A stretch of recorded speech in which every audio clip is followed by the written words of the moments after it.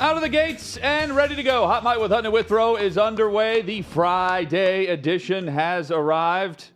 Glad you're with us, including on YouTube, streaming live right now. Search out OutKick. Join Chad in the chat. Other platforms include OutKick.com. Plus, if you're listening to this great radio partner, we say thank you. Michael Fabiano will join us, the fantasy football expert for Sports Illustrated. Get your lineups right. Get them straight. Who to sit, who to start. That's coming up later this hour.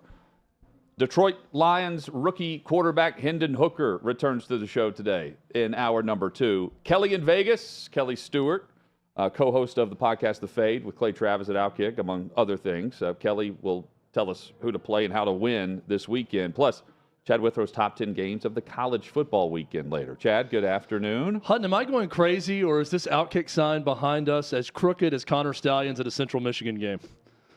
Maybe I'm seeing it wrong, but I just looked up, and I'm like... It looks like I hung a photo or something. It's like Frank the Tank at the end of Old School when he's having the pledge readjust the photo on the wall. Is that any better? It's good.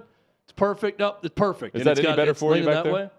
I think it's an optical illusion. I think it may have been fine the first time. I'm just looking at it. I'm thinking, is it slanted down? I think it's better a little bit, but it's still different? slanted. It needs to, I don't know. It's wrecking my brain right now to look at it. We may not be even. And try to figure it out. The sign may be level. I could also just be thrown off by the incredible new reports coming out of Michigan. My gosh. That basically the report is, how dare you uncover our cheating scandal? And how you've uncovered it, we cannot stand by while you uncover this cheating scandal. The message board posts, you'll see some on social media that we'll react to, where Michigan fans are on board saying, investigate Ohio State, investigate the NCAA. They're out to get us. This is a witch hunt. It's laughable. But the headline today at the Wolverine, one of the On3 sports sites covering all things Michigan, they do a great job. Let me just read through what Chris Ballas is reporting. Several sources at Michigan and in the media tell the Wolverine.com they are gathering evidence on the 2 private investigators that they believe are behind the investigation into Michigan's alleged illegal on-site scouting and off-campus scouting. The same sources also believe the 2 are responsible for the media leaks that have kept this story going in the news for weeks. Day by day, every other hour, it seems like it's coming out. Here are the details. Reporters are working to put the pieces together, but we know Michigan is currently in possession of documents that could link one of the alleged investigators to Day's younger brother, Timothy. The other, they suspect, is linked to Day's brother, Christopher, who was also a classmate of Timothy Day, in New Hampshire, and one currently runs a private investigation firm in Manchester, New Hampshire. That is Day's hometown. In addition, other sources at Michigan allege that some of the evidence, specifically the spreadsheet that was provided to the Washington Post that showed the payments, the tickets, the budget for the operation for Connor Stallions with sign stealing off campus, where he allegedly paid others to go and scout, while he was certainly doing that too. Upon investigation, more sources indicate that this could be obtained by access to his computer illegally. And they go on to say, Chad, law enforcement has started looking into the source of the information as a result to the Washington Post report from a couple of weeks ago. And they're also, in addition to this, they are looking at still extending Jim Harbaugh as their head coach for the Michigan Wolverines, making him the highest paid coach in the Big Ten. And there are some within the program, according to the Wolverine, who are optimistic that they could get this signed before Michigan kicks off against Rutgers. Nuts. Where to begin, Hutton? I don't know whether to start with the end of this report that Michigan is moving forward. That Michigan is moving forward with a contract extension and making him the highest paid coach in football, or to start with the fact that Ryan Day's brother, Timmy, the private investigator, the PI in Manchester, New Hampshire, is after one Jim Harbaugh. This is incredible. I can't wait to watch the Adam McKay movie about this whole story and who's going to play each part in this. I love this story so damn much. I'll say this. For Michigan fans that have said this is a witch hunt, It's all about the school down south, this and that. Fine. If this report is true, you're right on some of that. It's also a weird thing to say, how dare you, our rival, uncover our massive cheating scandal that's been going on for multiple years now.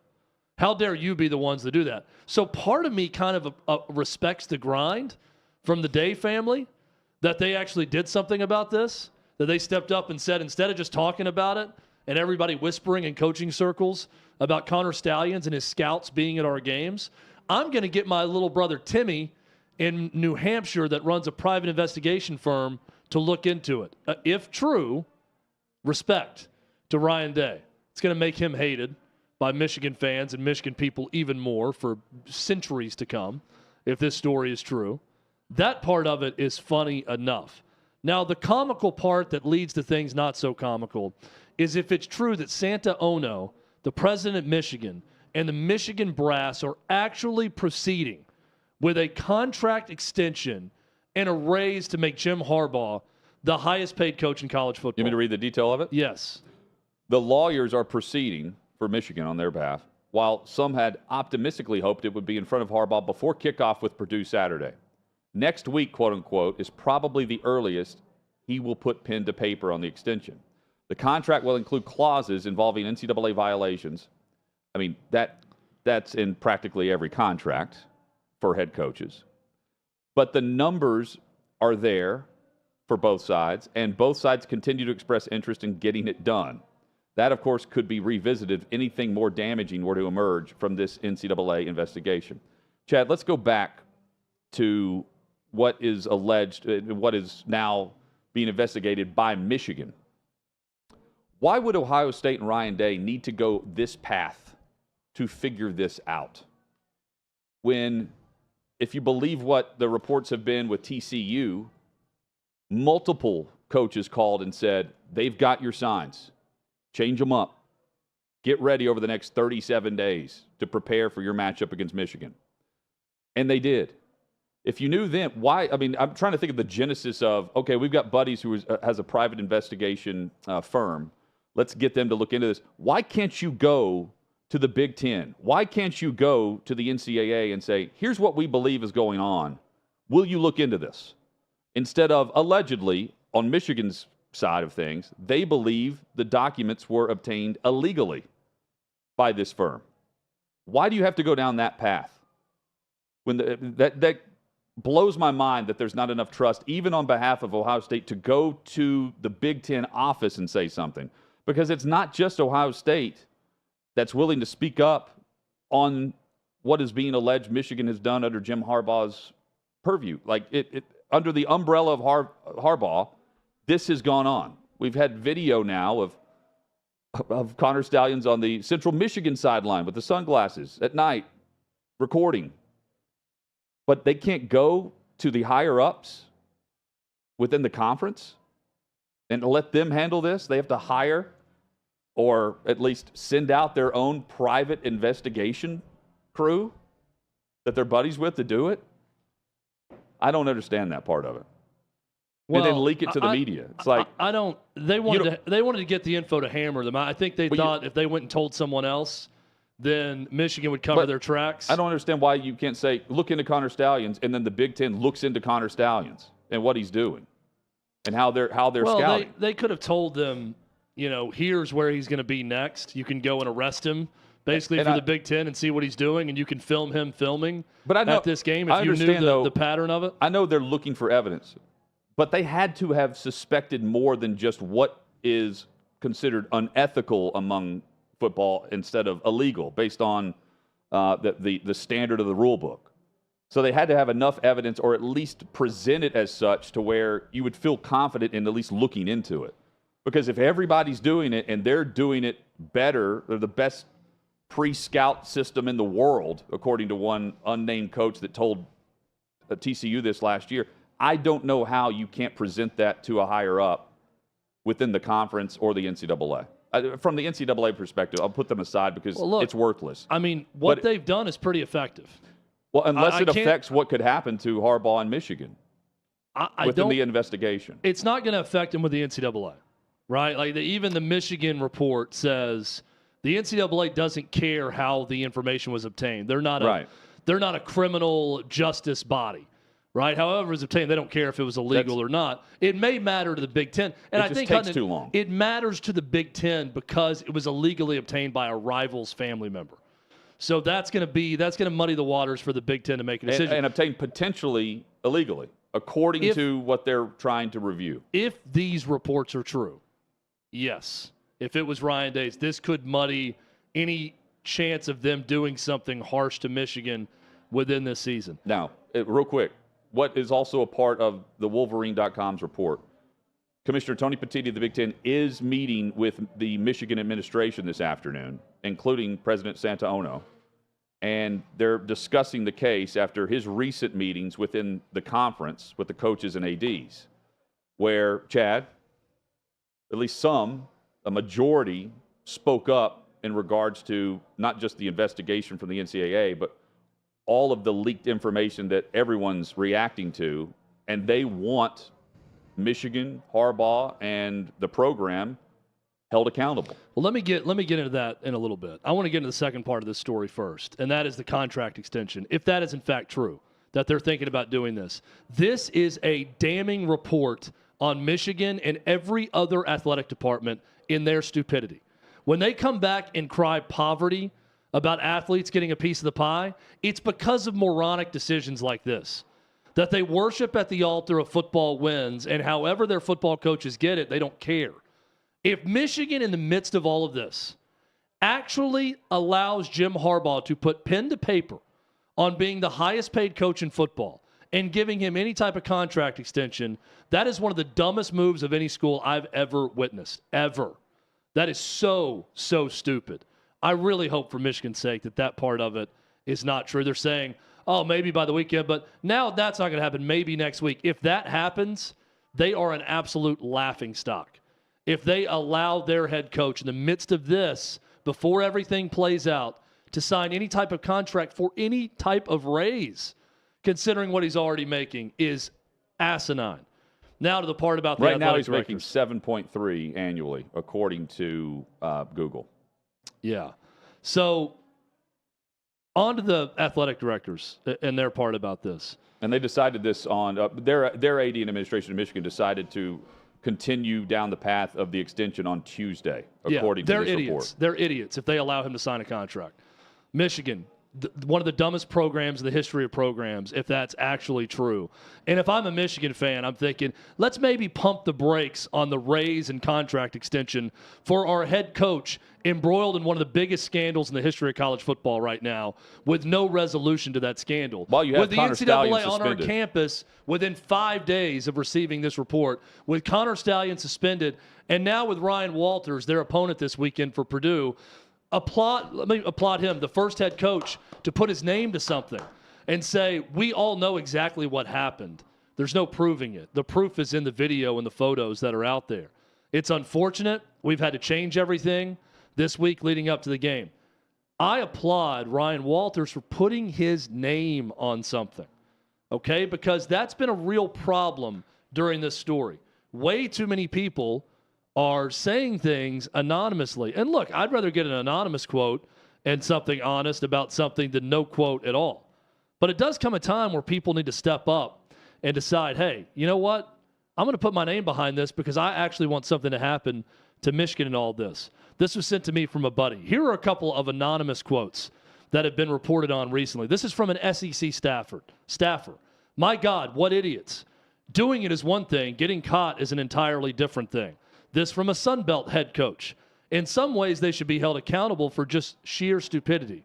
And this from an AAC head coach. If this is all factually true, look at how their record changed since they started doing this, which we brought up yesterday. That's all fine and well. If something's legitimately going to happen to Michigan, we need more Ryan Walters to stand on a podium or give a quote with their name attached to it. And you need every single Big Ten coach that's not Jim Harbaugh to say the same thing. It's wrong. It's ridiculous. It's over the top. It's stupid. It's completely orchestrated. And it's unacceptable. If every coach put their name behind that quote, and every athletic director put their name behind that quote, that is the one thing that could actually put some genuine pressure on Tony Petitti to act. Where we stand right now, Hutton, because not many people are going on the record, I just think we're going to have to wait this thing out until the NCAA decides something. I don't see Tony Petitti doing anything because while people are bitching and moaning in the Big Ten, there's only one Ryan Walters stepping out there and saying that it's unacceptable and something needs to get done. There needs to be more. Well, and Tony Petitti, again, according to reports, he's meeting with the Michigan administration today, this afternoon, about everything that's being discussed, because he's been on those calls where it's been expressed that they want penalties from the conference to Michigan. Dan Wetzel, Chad, brought up this point, though, because we have hit this home all week. Petitti has the sole authority to enact the sportsmanship policy and the clause within the conference. He can hand down what is the standard penalty, which is roughly a 2-game suspension and a $10,000 fine. Or if he wants to say it's more serious in a violation, he would take that up to the board, the administration board for the conference. They would then have to approve it in some fashion. But if it's too harsh from the conference, it could trigger legal action from the university and Michigan's athletic department, which he also wants to avoid. It's all very crazy, and it's layered. We'll continue to hit that coming up, plus reaction to Thursday Night Football.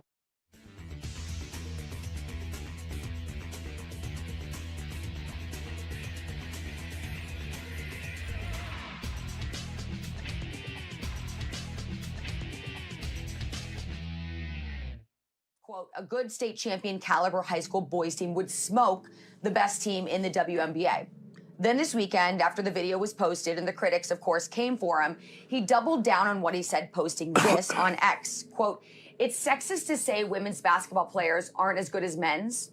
That was a question, obviously. It's my opinion, and I'm putting $1 million behind it. If I'm wrong, the WNBA team can take my money and make more from one game than they do for the entire season. Okay, so let's get into this, because obviously there's a lot of people out there who are just assuming that Clay is being sexist, that he is trying to really punk the WNBA, because let's be honest, the ratings for the WNBA aren't great, which is exactly why Clay made the joke at the end of that. If you were to give them $1 million for losing the bet, that would be more than the WNBA would make regularly for one game under normal circumstances. But the fact remains that men and women biologically super different, and that's what he's talking about. We even look at a boys' high school basketball team and the makeup of their players, what they're able to do, their size, their skills, and look at the WNBA players who are oftentimes much older. They're professional basketball players, but still, the level of competition would not at all be on the same playing field. So, Chris, let's get into that. What is your take on this? The fact that people would say that, Clay, you're being sexist, when reality remains men and women, super different, even at very different ages, different places in their careers, there would be no matchup whatsoever. I don't even think it's questionable. I love that Clay took it to him. I think a lot of times silence speaks louder than words. The Las Vegas Aces haven't said anything in response yet. Mm-hmm. So, look, you're right. I dug into the rosters, the Las Vegas Aces, and then, look, I've spent some time training at IMG Academy. I work with athletes at a school called Lou High, which is one of the top programs in the country. And we have guards 6'4", 6'5", 6'6". We're on the Aces. The tallest players are 6'3" and 6'4", and those are their bigs. So they don't even have anybody to really account for the bigs on the male teams. And I don't know that it's how in any way is this a sexist thing to say. Yeah. Well, I have a woman, I think, who will be able to help answer this question. She is super smart. She's super intelligent. I am a big fan of her. Everybody, you're also a big fan of her. We all are. It just has to be said. So let's go ahead and bring in the woman of the hour, Riley Gaines. Hello, Riley. I'm happy to see you again. I feel like I get to spend so much time with you these days. I know, right? Very good to see you, and I will say it is rainy here as well, which just sucks. Okay, so are you, I know the last time we talked, you were like bouncing all over the place. Where are you right now? I'm actually in Nashville, but headed to New York today, so I'll be on deck. Okay, well, welcome. You get to go from rain to rain. Yeah. Okay, perfect. So, Riley, let's get into the topic that we were just discussing. Obviously, Clay being a little bit sarcastic in the way that he framed the question, but he's saying he's willing to make a bet that the WNBA champions, still being the champions, professional basketball players, would not be able to hold a candle to any high school boys basketball team in the country. Is he being sexist, or is he just speaking facts that men and women are very different in terms of what they are capable of athletically? Boom. Right there. It's not sexist to say men and women are different. Like you said, it's reality, it's truth, it's common sense, it's logic, it's reasoning. We all know it.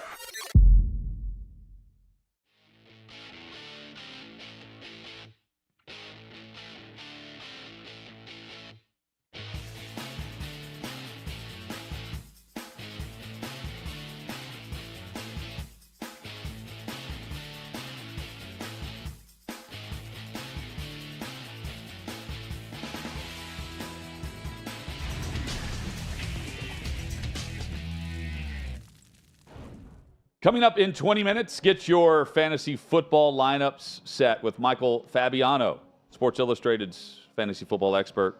Great with us each and every week. Decent start for me based on Thursday Night Football, but overall another low-scoring game. We'll get into that in just a moment. Lots of defense in the NFL. Not a lot of offense. Yeah, but I'll point to the reason in just a moment. Got a theory coming up. Chad, TheWolverine.com with On3, of course, covering all things Michigan athletics and diving deep into the investigation for what Connor Stalions allegedly has done, what we've seen with him on the sideline at Central Michigan, the sunglasses at night, the clipboard, the Nike shoes at an Adidas school, but wearing gear. You think they just handed him a bag of, like, here's the team-issued gear, put this on? Yeah, or maybe just. We're still waiting on that investigation, what size too. are you? We're still waiting on confirmation or denial from Central Michigan. Yeah, no. I forget the woman's name that's their athletic director, but no update from her on their internal investigation as to who that person is. They played Tuesday night, so you've had time, including McElwain, to figure out why were my coaches and why was my director of scouting, recruiting, standing with this guy, chatting with him? Who is this guy? It takes a while to figure that out, apparently. TheWolverine.com and Chris Ballas reports some sources to the Wolverine believe a 2-game Harbaugh suspension, possibly Purdue, and then at Penn State, could be the quote-unquote middle ground of today's meeting as a result. Today's meeting between Michigan's administration and Big Ten Commissioner Tony Petitti. Petitti's made it clear, per other reports, that he's going to need evidence. However, before he acts, evidence. As of now, the NCAA investigation is in the early stages, meaning that's going to be a process. The evidence is pretty clear, isn't it, Chad? Like, find out from Central Michigan what is going on, and then isn't that your evidence? That you have a Michigan staffer off campus scouting? Sign stealing? Helping another program against one of your member institutions? What more do you need? I don't know how much more policy? Video. I mean, it's a very simple sportsmanship policy. There's a first-hand report of a former D3 coach who has received money from Connor Stalions, and he's detailing where he's gone to illegally scout opponents for Michigan. On the record, I don't know what more info you need as to what's happening. Jake in our YouTube chat was saying that Dan Wetzel was on 97-1 The Ticket and said nobody from Michigan other than Stalions has been suspended. 2 weeks in, it's reasonable to assume they didn't find anybody else involved. What? So do you think Connor Stalions has just done that, and then he just goes and whispers in the ear of the OC and the DC on game day, and they don't hear or see from him then? Well, if that's true, Jim Harbaugh, who we've now seen on video last year against Michigan State, receiving information directly from where the pressure's coming from Connor Stalions, he's then involved. Even if you're acting like this is some rogue mercenary that's doing this on his own, the fact he's on the sideline communicating to other coaches, those coaches are now involved. I don't know. You're right. It's not just Connor Stalions. I don't understand this line of thinking. Just use your brain, people. What do you really think went down here with Connor Stallions? Do you think they went to this effort and he went to this effort and the coaches didn't know anything about it? Are you denying the video evidence we've seen of him saying things? You can see right away what he's saying and then the result on the field. The brain not making that connection with what's going on. Of course he's not the only one involved or the only one that knew. Even if it was just him organizing this and coming back on game day to tell coaches during the game what was coming, those coaches are then involved by receiving that information. Ridiculous. It's also crazy.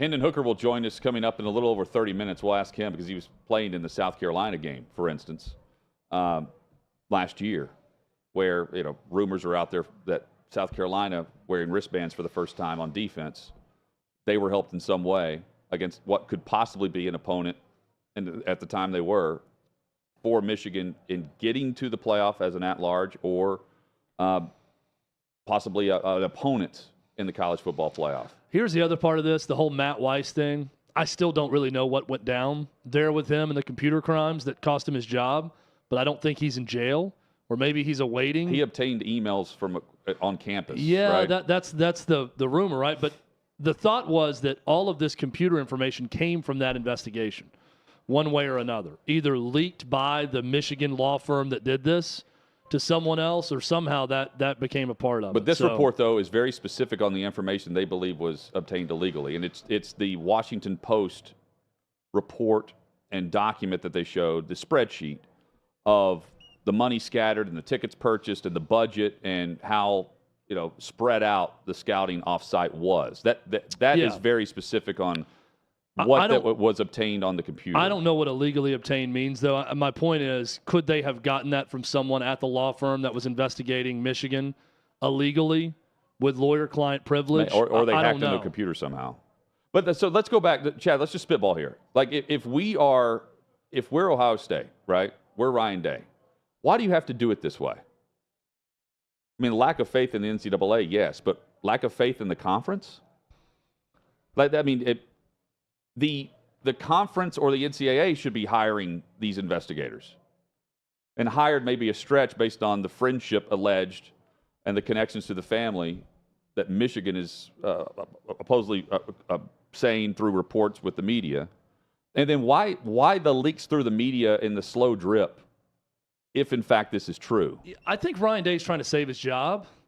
I think it's part of it. And in that Well, he's still got to beat Michigan, though. Well, in that sense, though, this was pretty good timing to throw clouds over it of the last two wins for Ohio State over Michigan.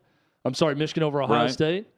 Also to possibly derail Michigan's season and to hurt them against Ohio State. I don't know why. I don't really care. Well, let me ask you from this perspective. My concern is if all of this is true and what links they went to. Well, but here's the what if that we won't know. Why didn't they put this out last year? Because Ohio State and Michigan could have met for the national championship game. Why wouldn't you have that out prior to the college football playoff last year if you're so concerned with this? You see what I'm saying? And they may have done it had they beaten TCU. I'm sure it was Ohio State that tipped off TCU before that game where they had this dramatic, switcheroo, rope-a-dope in the game, apparently, with their signals, where they were able to score 50-plus points on Michigan. So maybe they're waiting to see if they won that game. Maybe they would do something leading into the national championship. You change your signs, yes, but I don't really care. I just want to know if the information is good. Well, Tony Petitti care, though. Yeah, I don't know. The timing of it, who knows why exactly they did that or didn't do it earlier or whatever. The fact is, well, and they may not have the information then. Is it a fact, right? But they had enough. These are all facts. They had enough info to suspect it was more than just peering across the sideline to sideline and getting the signs. Yeah, and they may have not known, or they may have not wanted to release anything until they had the concrete evidence that they have now that they presented. And I don't know what all was presented to the NCAA or the Big Ten because they haven't discussed that yet. They've just been presented evidence. We don't know what that evidence is. Again, I don't care who got it. It makes for an interesting story, and it'll be a great movie one day. I don't care who got it. I do care how they got it. If they got it illegally, there should be crimes there. If they illegally obtained the information, sure. My concern is, how deep did it go? How long did it last? How many teams were affected, not just Michigan opponents, but was there a concerted effort to affect all of college football? That is the biggest question that's out there for me. And if they can prove that, there's no punishment too big for Michigan in this thing. Now, if it's just, hey, we illegally scouted, yeah, it impacted games, but it was all for us, and this was our way of stealing signs, it's going to be bad, but I don't know if it's going to be as bad as what I'm talking about, and that is this effort that has been reported to affect other teams that's not Michigan in college football. That's really bad. And it's interesting that you have Ono, who is the president for Michigan. He met with Ward Manuel earlier this week and the Board of Regents for Michigan. And that's when the group decided to move, this was Tuesday, decided to move forward with the contract extension for Harbaugh. And that's been in the works, according to reports, even while the NCAA had the investigation going on this past offseason. But while they met and decided on that, 2 days later, Chad, there's the teleconference with all the coaches, administrators, with Tony Petitti, Big Ten's commissioner, and a day later, he's now in Ann Arbor meeting with Michigan administration about what was said on that call, that Harbaugh was asked to leave. Hang up because we're about to discuss everything. You don't need to be in the room. So from the meeting on Tuesday to now with Petitti, what are they saying? Because they're clearly coming to some different conclusion than what Petitti heard on this call.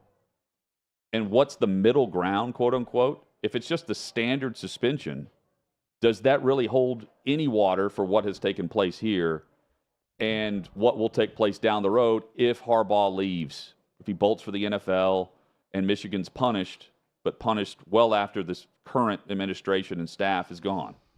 If this is the middle ground, that's so weak.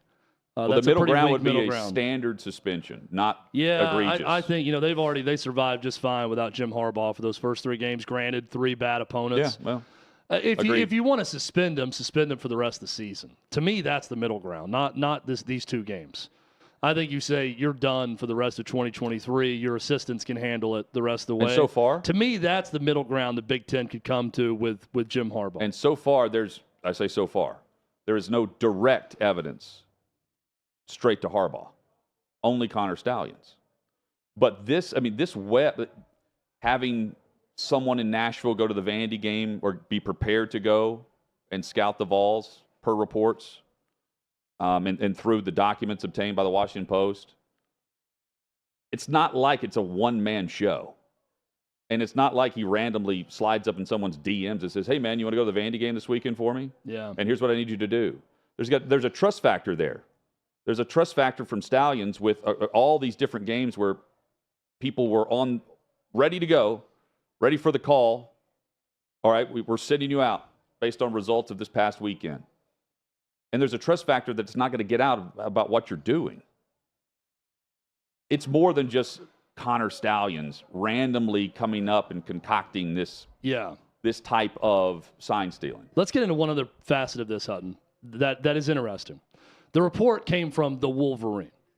Okay? There's reason to believe Michigan media, they're getting all of their information from Michigan. Sure. So it's painting Michigan in a better light than anywhere else. And they wanted out that the contract extension's going on. They want it out. Someone wants this out about Ryan Day's brother. I don't know whether it's true or not, but here's where this benefits, I think, everyone. The report's out now. Someone's got to ask Ryan Day about it. Hey, can you comment on the report that your brother and his PI firm are behind the investigation into Michigan? We at least get Ryan Day on the record with that answer, right? Whether he says it's ridiculous, absolutely not, or no comments, which I think says a lot. So that's the next piece of this. It's probably not going to happen before their next game against Rutgers this weekend. No, Purdue. No, I'm saying Ohio State. Oh, Ohio State, sorry. Not before Ohio State's next game, but Ryan Day is going to be put on the record at some point and asked about this. That's a good thing. So whether you believe this Wolverine report or not, at least this report being out there prompts a media member to ask Ryan Day about the report so he can be officially on the record whether or not any of this is true. Well, and following up to the Chris Ballas's report at the Wolverine, you have Dan Wetzel who reposts this and says, this would seemingly change nothing about the Michigan case. Ohio State being behind this would be a soap opera plot twist and would likely result in Michigan boosters hiring, if they haven't already, private investigators to investigate everyone and everything in Columbus, and then vice versa. And then number 3, the concept that, quote, evidence was obtained by gaining access to his computer illegally, end quote, is the most intriguing. Did someone commit an actual crime to prove a football crime? And would the NCAA care? That's his question. I don't think the NCAA would care. Let me answer that question, though. Law enforcement would care. Right, and according to Ryan Day's the brother Wolverine, they're looking into it. Should be prosecuted if that report is true. If he committed some cyber crime to get this information, then... But it doesn't change the evidence. No, it doesn't change the plot. It wouldn't be admissible in court, but is it admissible in the if I'm a Michigan fan, I'm putting myself in their shoes. I'd be pissed off that the whistleblower is Ryan Day's brother and his family, of course, especially with that rivalry. And I'm really pissed off if it was obtained illegally because of a cyber crime. Yeah, I'm mad about all that. None of that changes what went on, though, with Connor Stallions and whatever happened. I like to think so. I still want to know all the someone facts. Rappelling from the roof and into the office of Connor Stallions, like and then Tom Cruise in the original Mission Impossible. Yeah, one of the old school computers over the ground like this, trying not to sweat on the floor. Big computer tower. I'd love to see that. You have the floppy disk drive. That's what I like to think. Crashing through the window in Ann Arbor. Let's make this happen. Coming up, Michael Fabiano. Get you ready for fantasy football.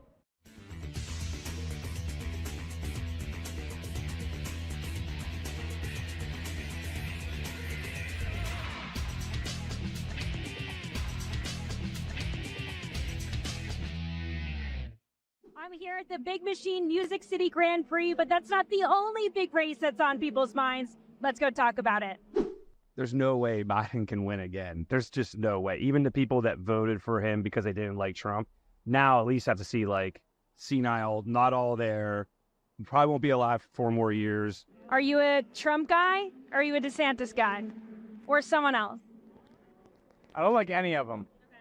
Who's your dream candidate? Who would you want to run? Myself. I think the best candidates probably are smart enough not to run. I just hope there's somebody that's young enough to care about the country instead of their politics. My fear is they get Gavin Newsom from California. And I think it would be the new cool vote for the younger people, and that's what I don't like. Who do you think on the Republican side would be able to take on Gavin Newsom? Great question. As a Republican registered, I love what Trump's body of work did, but they're just out to get him and destroy him, and we won't get things done, which is crappy for me to say. I thought DeSantis was going to be the guy. Trump only has 4 years left. He cannot fix everything that just happened in 4 years. And he's going to be battling indictments and all these false stuff for the next 4 years. We won't get anything done. And it'll just be this stalemate in America. That's why I almost don't want him in. But if he is the leading candidate, that's who I'm going to vote for. Is there any Democrat that you would vote for, consider voting for? Absolutely not.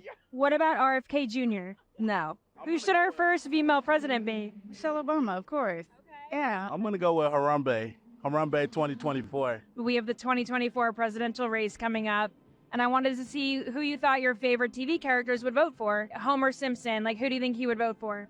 Donald Trump, all the way. Vito Corleone. Whoa. Whoever advances the cause of the Corleone family. Yeah. Tony Soprano. If Tony Soprano is voting in the 2024 election, who do you think he's voting for? I'm going to go Ron DeSantis. Okay. Why do you think that? Just seems like a Ron DeSantis kind of guy. Is this a meatball joke that you're trying to make right now? What about Homer Simpson? Homer would vote for Biden because he's a dope. Who do you think Napoleon Dynamite would vote for? That's a good question. I actually don't know. There's a right answer here. He's voting for himself or Pedro. There's a Viking show, I think. Okay. Maybe that's Hulu. I don't know. So in the Viking show, whatever the main character is, who do you think they would vote for in 2024? Probably a goat or a dog. I think we have one of those in office right now. So who do you think Jon Snow would vote for in this upcoming election? I'm going to say Donald J. Trump. Why do you think so? Because Game of Thrones is all about drama, and Trump comes with the drama, baby. Would you vote for Trump from jail? Yeah, probably. Because at that point, what else do you have to lose? Okay, would you vote for Trump from a jail cell? Hell yeah, baby. I will get Trump out of jail. Would you vote for Trump in jail? Oh, yeah. Based as The thing that Trump needs to remember is there's another political figure that said, I don't recall very well. Yeah. And that's all he's got to say. Is there like a dream candidate, someone that you think could like save us all? Yeah, Jesus. Amen to that.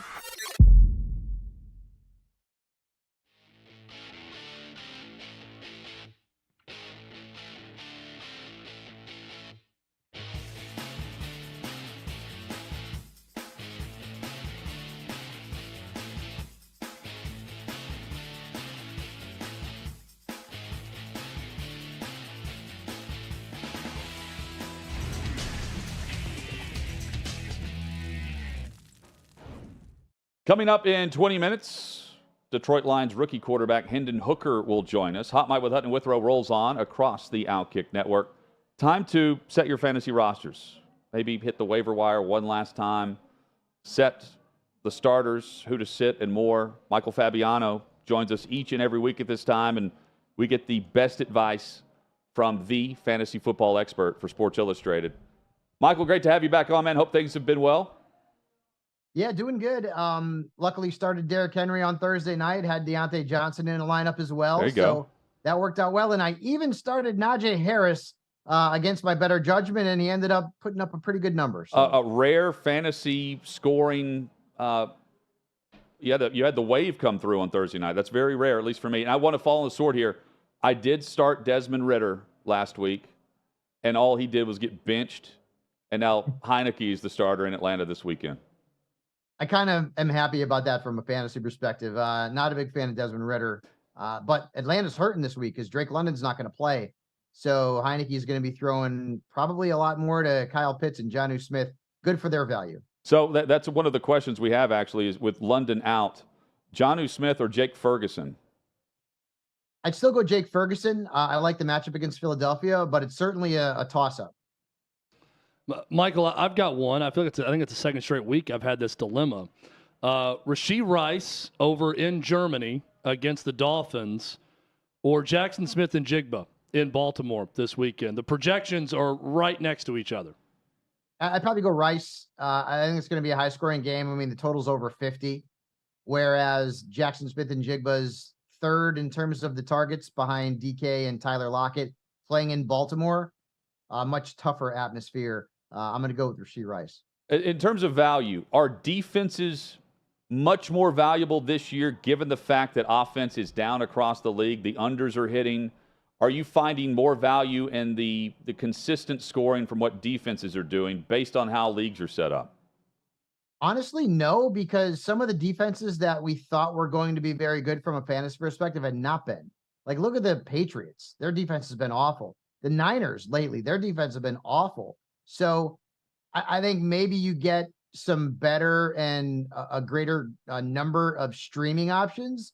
So, for example, this week, Jaren Hall is going to start for the Vikings. So you're going to stream Atlanta, and you're not afraid to stream Atlanta's defense because the offense that they're facing has got a rookie quarterback under center, and maybe that offense is not going to perform particularly well. So I think in terms of the streaming, that certainly is true to some degree. But in terms of the defenses overall, though, I mean, the Cowboys are the best defense in fantasy football, and really it's not close. And then everybody else is sort of, streaming option. If it's a good matchup, you could start a defense. Like, unless I have like the Cowboys defense, I'll stream every week. Even the Eagles defense has been sort of up and down, and then they've got the Cowboys this week, and then they've got a bye. So why do I want to keep the Eagles defense for a couple of weeks? You got to keep tabs on that. The only defense to me that is not droppable right now is Dallas. And you're playing Dallas over any defense you could have, even Cleveland this week? No. I might play the matchups when the Cowboys have a bad matchup themselves. Like this week? This week with the Eagles, right. But I'm not afraid to play the Cowboys. Let's put it that way. Like, there's no other defense where I'm like, I don't care who I'm playing. I'm against. I'm going to start them. Dallas can make plays happen, and we've seen that on the defensive side. Even without Trayvon Diggs, last week, I mean, their defense was phenomenal against the LA Rams. So it's not that I would start the Cowboys regardless every single week, but I certainly wouldn't want to drop them. If you have some dilemma on who to start, who to sit, or maybe a flex position, you can join Chad right now in the chat on YouTube. Search out OutKick and get your questions in now for Michael Fabiano, Sports Illustrated's fantasy football expert who joins us weekly. All right, Fab's 5. Let's get to your starting group this week. And you like Dallas quarterback Dak Prescott. I do. The Eagles defense has got flaws, and the flaws are on the defensive backfield. They give it up to quarterbacks. They just give up 31 to Sam Howell. And they are very good against the run, so I would beware Pollard. I think you probably have to play him in DFS. You'd fade him. But the Eagles defense has given up 19-plus points to 4 quarterbacks, including 31 to the aforementioned Howell last week. Some running backs to play this week. Rachaad White has had 2 straight good games. He's getting far more opportunities in the passing game. That is huge because he does nothing as a runner. The Texans are not good against running backs overall, so I like Rachaad White this week. Zach Moss has not gone away. Even though Jonathan Taylor has come back, he's still in the mix. And he's got a great matchup this week against the Carolina Panthers, who are awful against running backs. So Zach Moss is a flex. At wide receiver, Nico Collins has got a good matchup against the Buccaneers. They struggle against perimeter receivers, so I like Nico, even though his numbers have not been great lately. And then Zay Flowers, who did not put up a great line last week. He still saw targets. It was a down week for him statistically, but he's got Seattle this week. They've given up the 9th most points to wide receivers and the 2nd most points to slot receivers. And Zay Flowers sees some of his time there inside, so I'd start him as a wide receiver 2 flex. All right, Michael, who are we sitting this week? I hope it's better than your DeAndre Hopkins suggestion last week for me to sit. Man. That I did on I'll tell you. Chad hit me with a text about this. I texted him after touchdown number 2 to Hutton. I said, man, I'm glad I let Michael talk me into that. I sat him myself. I played Tank Dell over him, and that did not work. Wow. Hey, I fully believed you, and I did not expect Will Levis and DeAndre Hopkins to have that immediate of a connection in that game against the Falcons. So I get it. Levis is only the 3rd quarterback in NFL history to have 4 touchdown passes in his NFL debut. The other 2 were Fran Tarkenton and Marcus Mariota, believe it or not, who obviously was drafted by the Titans. Against Jameis Winston. It was number 1 pick versus number 2 pick in that game. Winston threw a pick on his first pass attempt, and then Mariota shined throughout. Crazy stat, though, for Fran Tarkenton, who obviously ended up being a great quarterback. He didn't throw another touchdown pass in his next 5 games. Wow. So he had 4 in his debut, which was 1961 against, I believe it was the Bears. And the next 5 weeks, he didn't throw a touchdown pass. I wonder if he ran for any in that time, because Fran could run it also in those 5 games. Yeah, he was a really good mobile quarterback. He would have been a really good fantasy quarterback if fantasy was popular back in the day. But, I mean, look at what Levis did last night. I mean, he didn't have a good game from a fantasy perspective. Now, he showed a little moxie, and I think there's some excitement there in Tennessee. But in fantasy, he did nothing. Listen, sometimes you get him right, sometimes you get him wrong. Tommy DeVito, guys, Tommy DeVito scored more points than Patrick Mahomes last week. Tommy DeVito is a 3rd-string quarterback, the son of a plumber in New Jersey, and his leading receiver had 4 yards, and he outscored Patrick Mahomes. It was insane. There's been crazy weeks like that, and the last 2 have kind of fallen into that category. So, yeah, I mean, you win some, you lose some. Look, we're not going to hold it against you. The bio of Dusty Rhodes, by the way, for listen, DeVito. man, ain't the first time I've been wrong, and it won't be the last, unfortunately. I will still listen to you when you give us who to sit this week, Michael. So here's the crazy thing. I'm going to start off with Sam Howell. Quarterback this week is a nightmare. Like, the NFL has a serious quarterback problem right now. Yes. You've got Clayton Tune, who might start for the Cardinals. Jaren Hall, who's going to start for the Vikings, Tyson Bagent, who's starting for the Bears, Brett Rippon, who might be starting for the Rams. Like, I could keep going. There's a quarterback problem in the National Football League. So Sam Howell is going to be active in a lot of leagues because he's a good fantasy quarterback, but he's got a brutal matchup against the Patriots. Just keep that in mind. I'd rather play Derek Carr if I had the choice because Carr's got a better matchup and he's at home against the Bears. So I would say beware Sam Howell. I would also say beware Aaron Jones, who has had no success whatsoever outside of week 1. The good news is that Matt LaFleur came out today and said that he's going to let him loose. I hope so, because, I mean, we could really use Aaron Jones from a fantasy perspective, but the matchup's not great, and Jones hasn't been great. Alexander Mattison in Atlanta this week against the Falcons. Not a great matchup, and the Vikings offense could be very bad with Jaren Hall under center. I argued this on my radio show. Even though we've lost Nick Chubb, Justin Jefferson's out, Cooper Kupp's been out, Austin Eckler missed some time, Saquon Barkley missed some time. Kirk Cousins is the biggest loss in fantasy football this season. Why? Because you lose a top 10 fantasy quarterback and you lose confidence in the parts around him. When Justin Jefferson comes back, you're going to start him. Will you feel that good starting him with Joshua Dobbs under center or Jordan Addison or TJ Hawkinson? The answer is no. So Kirk Cousins was a big loss, and he's going to hurt the run game too, not being there. Alexander Madison's a risk. At wide receiver, DJ Moore against the Saints. Not a great matchup. Bagent going to start this week. I'm a little worried about DJ Moore. And then Hollywood Brown against the Browns. The Browns have given up the fewest fantasy points to perimeter receivers in Cleveland. They've been very tough on road wide receivers. And keep in mind, they could be starting the Cardinals' Clayton Tune. Now, Jonathan Gannon is messing with us. And he said, well, I'll make a decision about it on the plane, when we're flying to Cleveland. And he mentioned 3 quarterbacks, Kyler Murray, Jeff Driscoll, and Clayton Tune. So Jonathan Gannon is no friend to us in fantasy football. I'm hoping it's Kyler for selfish reasons, but it might be Clayton Tune, and that would hurt Hollywood Brown. How apprehensive would you be to play Kyler Murray from the jump if he plays? Yes. You know how bad it is right now at quarterback? You should see my quarterback. Some other, right? Last night we had Kenny Pickett against Will Levis. I know Will Levis was really good in his debut. What did he do last night? Kenny Pickett's not a good fantasy quarterback. That guy whiffed on big time. I thought he'd be much better. And then you go down the line, Gardner Minshew. Okay. I mean, he's no great shakes. Deshaun Watson's coming back. I mean, he hasn't been great this year. There are no sure things outside of maybe the top 6 or 7 quarterbacks. And I'd say maybe 8 with Dak Prescott. Every other quarterback has got big time question marks. So if Kyler comes back, he'll just be added to the list of quarterbacks who have big time question marks, but at least he's done it before. I'd rather play Kyler than most of the quarterbacks who will be starting in the NFL this weekend. Half PPR question coming in here. Logan Thomas or Taysom Hill? I'll go Logan Thomas, but I do like Taysom Hill this week. So you can't go wrong. I think either way you're good. The thing with Taysom Hill is that the last 3 weeks, double-digit points every week.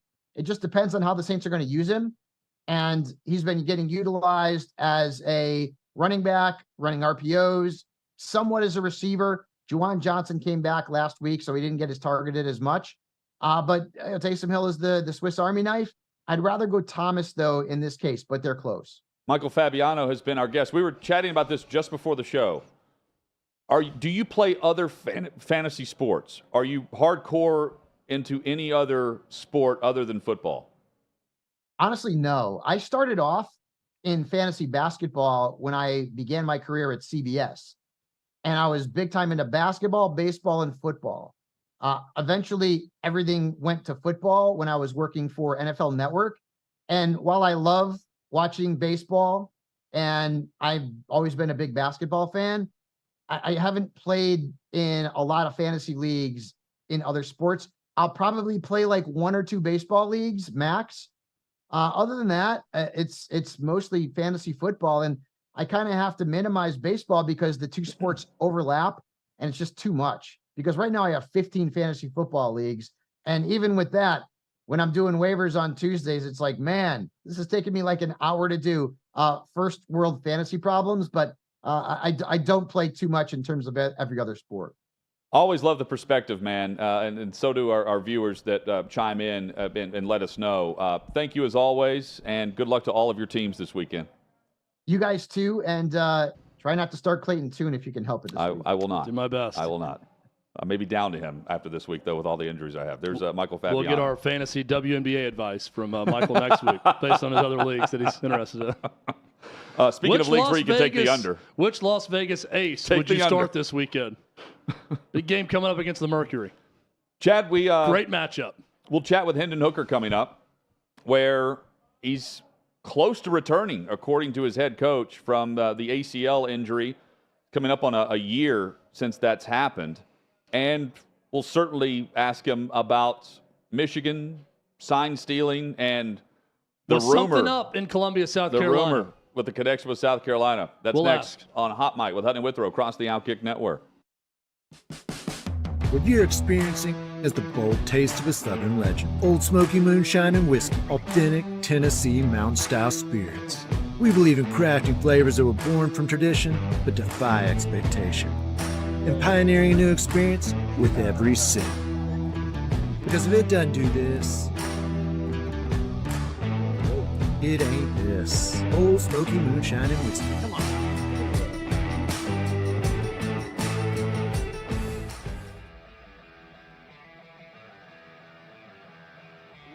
Welcome into OutKick the show. I am Clay Travis, your fearless leader. I am going to continue to argue that sports is one of the great unifying forces in all of American life. ESPN is a sinking ship. Democrats are now the party of the white, woke college graduate.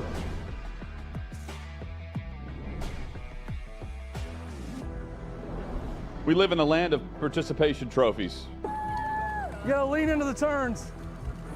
You really gotta lean into the turns. When Leah Thomas walked in that first day, it got silent, and every girl was uncomfortable. Very difficult to go back-to-back years in the NFL with the #1 overall pick.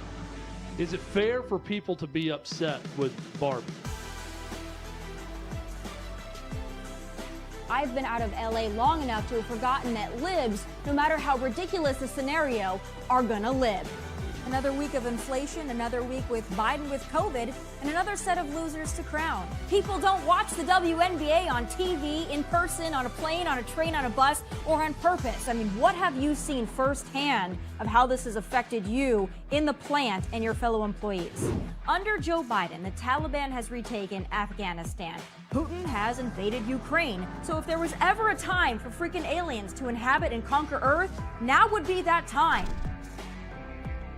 We've seen coaches throw water bottles. We've seen coaches act like idiots. We've seen coaches slap other coaches. But I think if you're involved in carjacking, you're inherently a rotten human. The level of stupid that sometimes gets on our YouTube chat just gives me a headache. You're born a male, play with males. You're born a female, play with females. Don't at me about it. The American people are being cheated. We, ladies and gentlemen, are being cheated. I made the call to end the Me Too movement. And today I'm going to continue making that case. And that's just a way to further taunt these women, to make them feel less than, to make them realize that this has just become a big joke. Deion Sanders is the Donald Trump of football. We were directly impacted by the whole Leah Thomas thing, and we were able to see you guys on the ground with your signs supporting. That was huge. They were saying, oh, it's only 1 or 2. That's rubbish, and we all know that's rubbish. Once those trans-identifying males were able to succeed, it just encouraged others.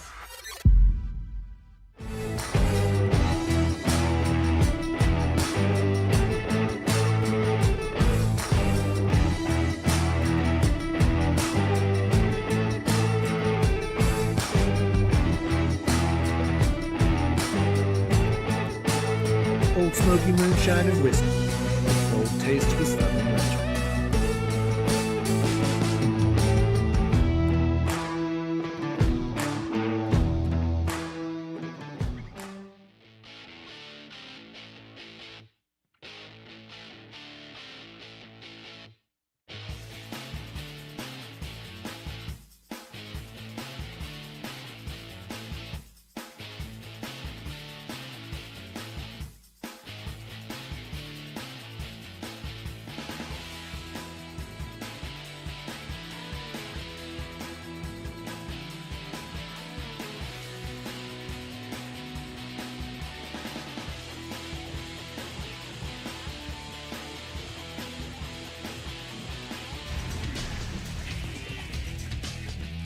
Just like that, the second hour is here, the Friday edition. Hot Mic with Hutton and Withrow across the OutKick network. Chad, how would you describe the first hour? Expedient. Okay. That's the word. Yeah, I'm searching for the right word to describe that hour, Hutton. And expedient is the proper term. Maybe the rehab can be described the same way for our next guest. Quarterback. What a great segue. Good Hendon job. Hooker joins us, courtesy of Bush's Beans. Always great to have you back on the show, Hendon. Hope things are well, man. Yes, sir. Things are well. Thanks for having me. And the rehab going well. I know that Dan Campbell with the Lions has said, hey, at some point we may see Hendon down the stretch here, still on the non-football injury list, but over the bye week here, as you join us from Knoxville, as the season gets to the final 2 months, maybe we see you available? Yeah, just continuing to build, the strength in my legs and continue to trust the process. I'm excited for the future.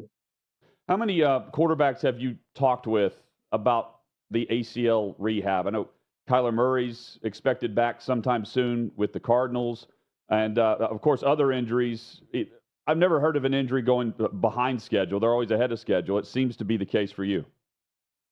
Yeah, just talk to a handful of guys and spend a lot of time, with some guys. And also, being in the room with Teddy Bridgewater, who has gone through, one of the, tough injuries in his career and be able to bounce back from that. So, having him, in there every day, every step of the way, giving me tips and reminders on, some things that could help me in my process of getting back to, better me. Quarterback Hendon Hooker of the Detroit Lions with us on Hot Mic with Hutton and Withrow. Football season underway. Hendon knows Bush's baked beans are a must-have for tailgates and home gates. He's a big fan of Bush's. He's got a secret family recipe passed down from his dad. They even made it together ahead of draft night, which we have detailed at the party there. And Bush has sponsored the draft party for Hendon Hooker, and he posted photos of them on his social channels, which you can find. So, Hendon, whenever an athlete goes down, it's all about, the work to get back and that goal of getting back and playing. And oftentimes what we don't talk about is the difficulty in the time that you can't physically do things with your teammates. And you're around them, but it's different when you're not out there on the practice field or you're out there in games. How difficult has that part of this been for you, being introduced to a new team and not being able to physically do the things that you want right off the bat? It's been very difficult for me, but, just being a great teammate and enjoying the process as well. Of going through my game day routines, what I would be doing if I was playing, continue to dial in on the install that we have going in that week, so that I can still communicate at a high level at practice with my teammates. If someone has a question about the game plan, they come to me and I can help them out any way that they need. But it's tough, being a competitor, always want to go out there and compete, but continuing to trust the process and, build my mental is something that I've been dialed in on here lately. Does this feel like a redshirt year in many ways? And behind the scenes with Ben Johnson and Brunell, JT Barrett and others, how much are you learning from that group without necessarily being on the field? Yeah, learn a lot. Just being able to come to those guys, anytime I have a question about something or, we just be talking general football and what we think. But as a rookie, just coming in and soaking up all the information that, that they want to provide me. And JT, being a great, a great mentor as well. His insight on the game is amazing, from his career and how he played the game. And then him transitioning to the coaching side has been great. So me and him both growing together in a sense of him coaching and me as a player has been amazing. Let's talk a little bit about your former team, the Tennessee Vols. How much have you had a chance to watch? Have you seen most every game so far this season? I see photos of Joe Milton behind you. I know you're in Knoxville for the bye week right now. What do you think about his progress throughout the season so far within this offense? Yeah, Joe's been great, been able to grow, and then being here at these practices these past couple days, it's been good to see him in live action and leading his troops on a day-to-day basis. And he's just been getting better week by week. Looking forward to seeing, what he does this weekend and moving forward down to Georgia. But yeah, a lot of times me and Joe connect during the week just to check in on each other. I generally ask him, what's the game plan? What's the other team looking like on defense? Some of their best players, and then just being great friends. We're just gonna have a good time talking about it, and expanding on what we think. Some things that would work, that we might have ran in the past, or some things that he can do, week to week to adjust his game to who he's playing against. He was 17 for 20 in this last game against Kentucky. That's the best completion percentage since Josh Dobbs in 2016, a very efficient game. Passing offense is getting going a little bit more. I know Milton has said that to get in the game, he likes to run it a couple times early on the first drive of the game to feel like he's playing. Can you understand that a little bit as a guy who can run it as well? And do you see that with Joe, that he does get going a little bit more when he can run it a few times? Yeah, for sure. I think just getting those excitement butterflies out of your system once you get tackled one or two times, or completing the ball, just getting in the rhythm of the game. And I definitely understand what he's saying, because I'm the same way. Maybe I want to get hit a couple times, just to get the feel of the game and being into the flow of things. So the talk around college football right now is Michigan and the sign stealing, the allegations that are going on, the video that's out there of Connor Stalions, the photos that have emerged of him at other games also. You played for a program that goes to great lengths to try to hide their signs. There's black curtains behind guys. There's coaches in different colored polo shirts signaling and everything. Just from a basic standpoint, how difficult is it with the implementation of signs in any offense in college football, but especially for you there? How does that process go? Is it implemented in the spring? How difficult is it to completely change signs from week to week if you feel like something's up? Yeah, it's not hard to change signs if you think something's up, but to change every sign, that's very difficult. Especially, you've been running it since the spring or since the winter, and you've been repping it, and you've had guys come in and have signal reviews so that we can all be on the same page. But it's pretty difficult to just kind of change. But unless you have those players who can adapt to that, which a lot of programs do. Does the speed of the Heupel offense make it more difficult, that even if you knew the sign, to actually adjust to what was coming? In a way, I mean, if you know what someone's about to call, then or is calling, I mean, then it's hard, not to be able to stop it, or not to be able to be in position to stop the play that's being ran if you know what's going on. There's reports that, and we know that Michigan and Connor Stalions bought tickets to Tennessee games to scout you guys as a possible college football playoff opponent or someone ahead of Michigan in those standings. There's also some insinuation that something may have been given to South Carolina based on their performance against you guys and Clemson in back-to-back weeks, two teams that Michigan scouted. Was anything off in that game? I know it was the first time they ever wore armbands on defense. Did you sense anything different that night as you guys were playing South Carolina? I mean, they came to play that day, and we just could keep up with them in the scoreboard factor. But I mean, I don't know, maybe that they might have had it or they didn't. We still got to come out there and compete at a high level. And we didn't get the job done. So, I mean, it still falls on us whether they had them or not. But it was still great to be able to go out there and compete at a high level. I had fun that game, leading up to the injury. But it was he say, she say. Not really worried. If they did or if they didn't, he didn't finish the job. So. But it wasn't anything you guys talked about post game?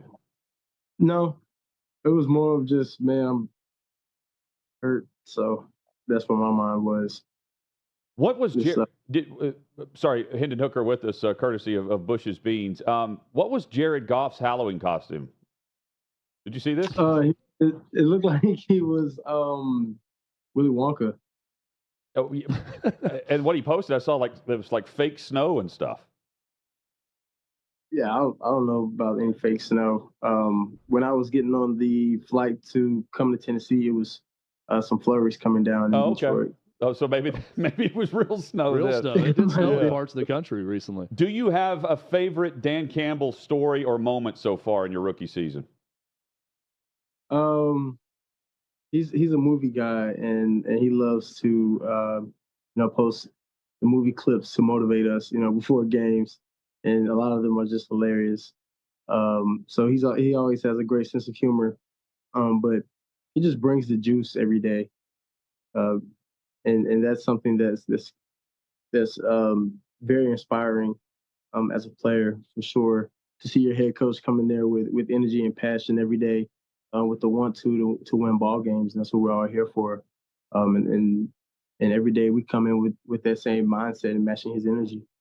So what's the plan for the game? You're in Knoxville, Tennessee homecoming tomorrow against UConn. Will you be at the game in Neyland Stadium? Will you be wearing sunglasses on the sideline, signaling in plays? Anything like that? What's your game day plan? Yeah, I'm going to my little brother's game in North Carolina. He plays at North Carolina A&T. So I'm going to his game. I have to even it out. So I came up here during the week, and then I'm going to go see my brother play, and I'll come back and see Joe play on his senior night so I can have 2 and 2. If all things go well, when will we see you on the active roster? Not sure. Just really just playing it by ear, week to week, and continuing to get better every day. Hendon Hooker has been our guest, courtesy of Bush's Beans. Always great to catch up with you, man. Hopefully all is well with returning to the field, and we'll hopefully be able to watch you soon. Yes, sir. Thank you for having me. Thank you. There's Hendon Hooker, former Tennessee quarterback, now Detroit Lions quarterback, 3rd-round pick. Solid guy, as always. Yeah, interested to see what his future holds with what has now become a really good organization, which you couldn't say that for years and years. No doubt. But that's a good quarterback to learn behind right now with Jared Goff and what he's done in Detroit. And Teddy Bridgewater, bringing him up as someone you can go to for advice on coming back from catastrophic injuries.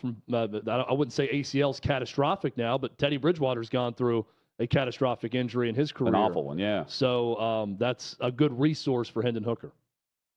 And Chad, I wonder too, what about the performance of Will Levis and what Hendon Hooker might think coming off the bench now, late in a season, if he had to, if something happened to Jared Goff, who knows about Bridgewater?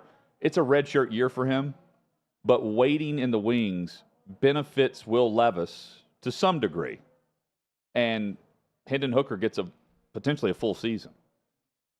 Yeah, no, that's it's very cloudy in terms of his outlook. I'm not saying I'm not saying this to be pessimistic, but we're almost a full year removed from ACL. So while we're hearing the rehab process has gone well, he should be removed from the NFI sometime very soon. And I don't know what his future holds, but I do think it's a good spot for him overall with that offense and learning behind Jared Goff. Also, when asked about the South Carolina allegations, he said whether they had them or not, it's ultimately on us to perform better than we did that night. I found that interesting, whether we had them or not. So people in the YouTube chat watching brought this up. He now plays in Michigan. He also plays with Aiden Hutchinson and other Michigan players. So I doubt he's going to be quick to bury Michigan for the sign-stealing allegations, which he did not in that interview. Well, but the other thing to consider, at least from the perspective of Tennessee, the signs and knowing the plays, I don't know how much that benefits you if you're South Carolina's defense against Tennessee's offense because of the speed.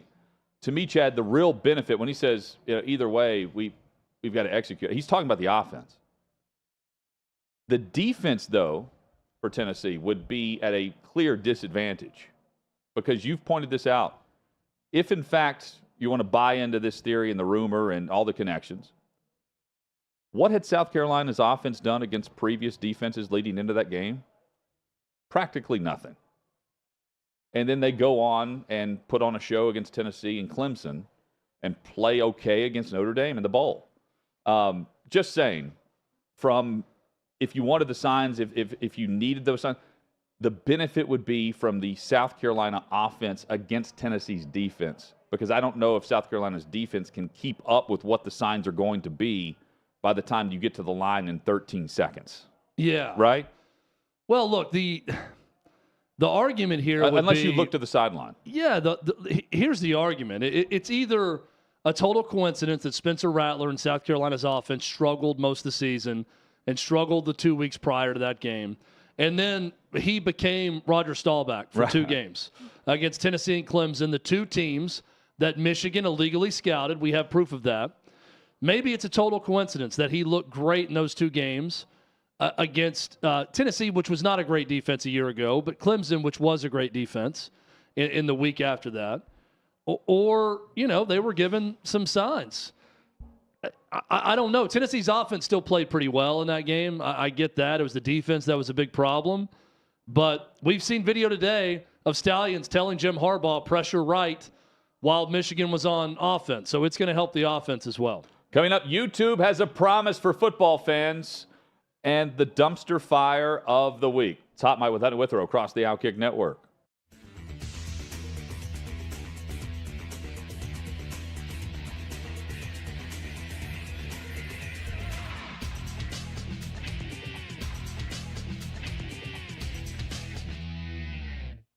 Dabo Swinney ripping his own fans. Dabo Swinney at Clemson is, I don't know, they tell me that he's the guy that doesn't like the transfer portal because he's made some comments that weren't exactly supportive of it. Dabo Swinney has done a job at Clemson that very few thought could be done. Clemson is a town about this big.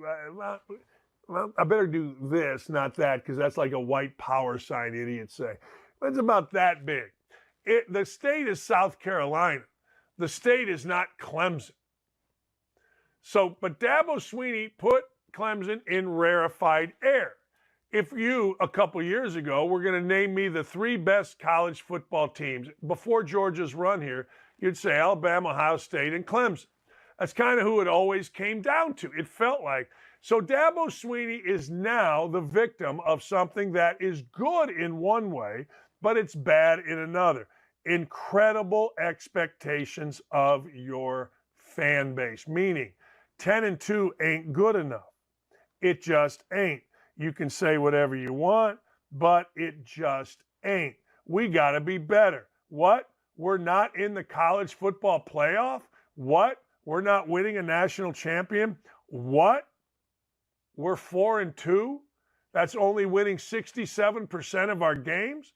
Here's what Dabo had to say. If you don't go undefeated, people say you're losers, that you're terrible. Let me tell you something. This is why football coaches for years and years and years and years fought the college football playoff. We're at a point in time, and I hate that, where people, if you don't go undefeated, you're losers. You're terrible. It's just a terrible mindset. Honestly, maybe we need to lose a few games and lighten up the bandwagon. Sometimes the bandwagon get a little full. That's the one good thing about going through a little bit of so-called adversity, is that you really find out who's with you and who's not. That's all crap. Let me explain to you Dabo Swinney's day, can I?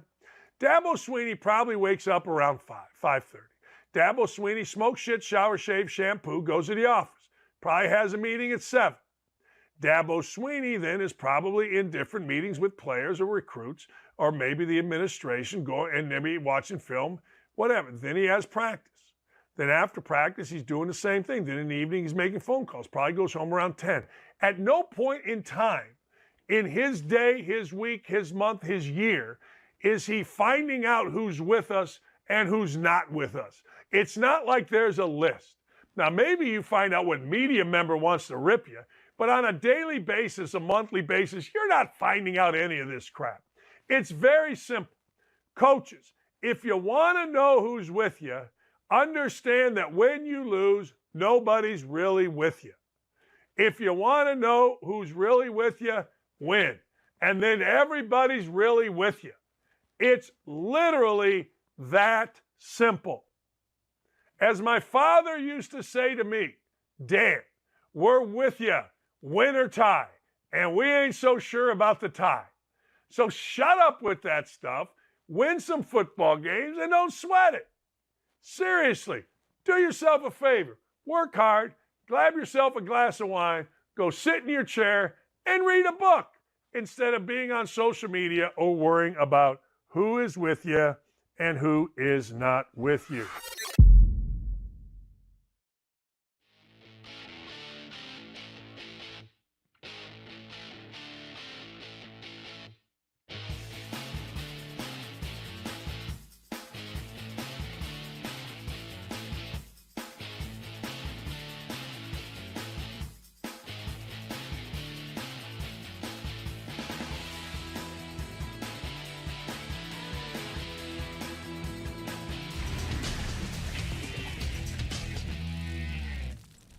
Coming up, Chad, we get some winners.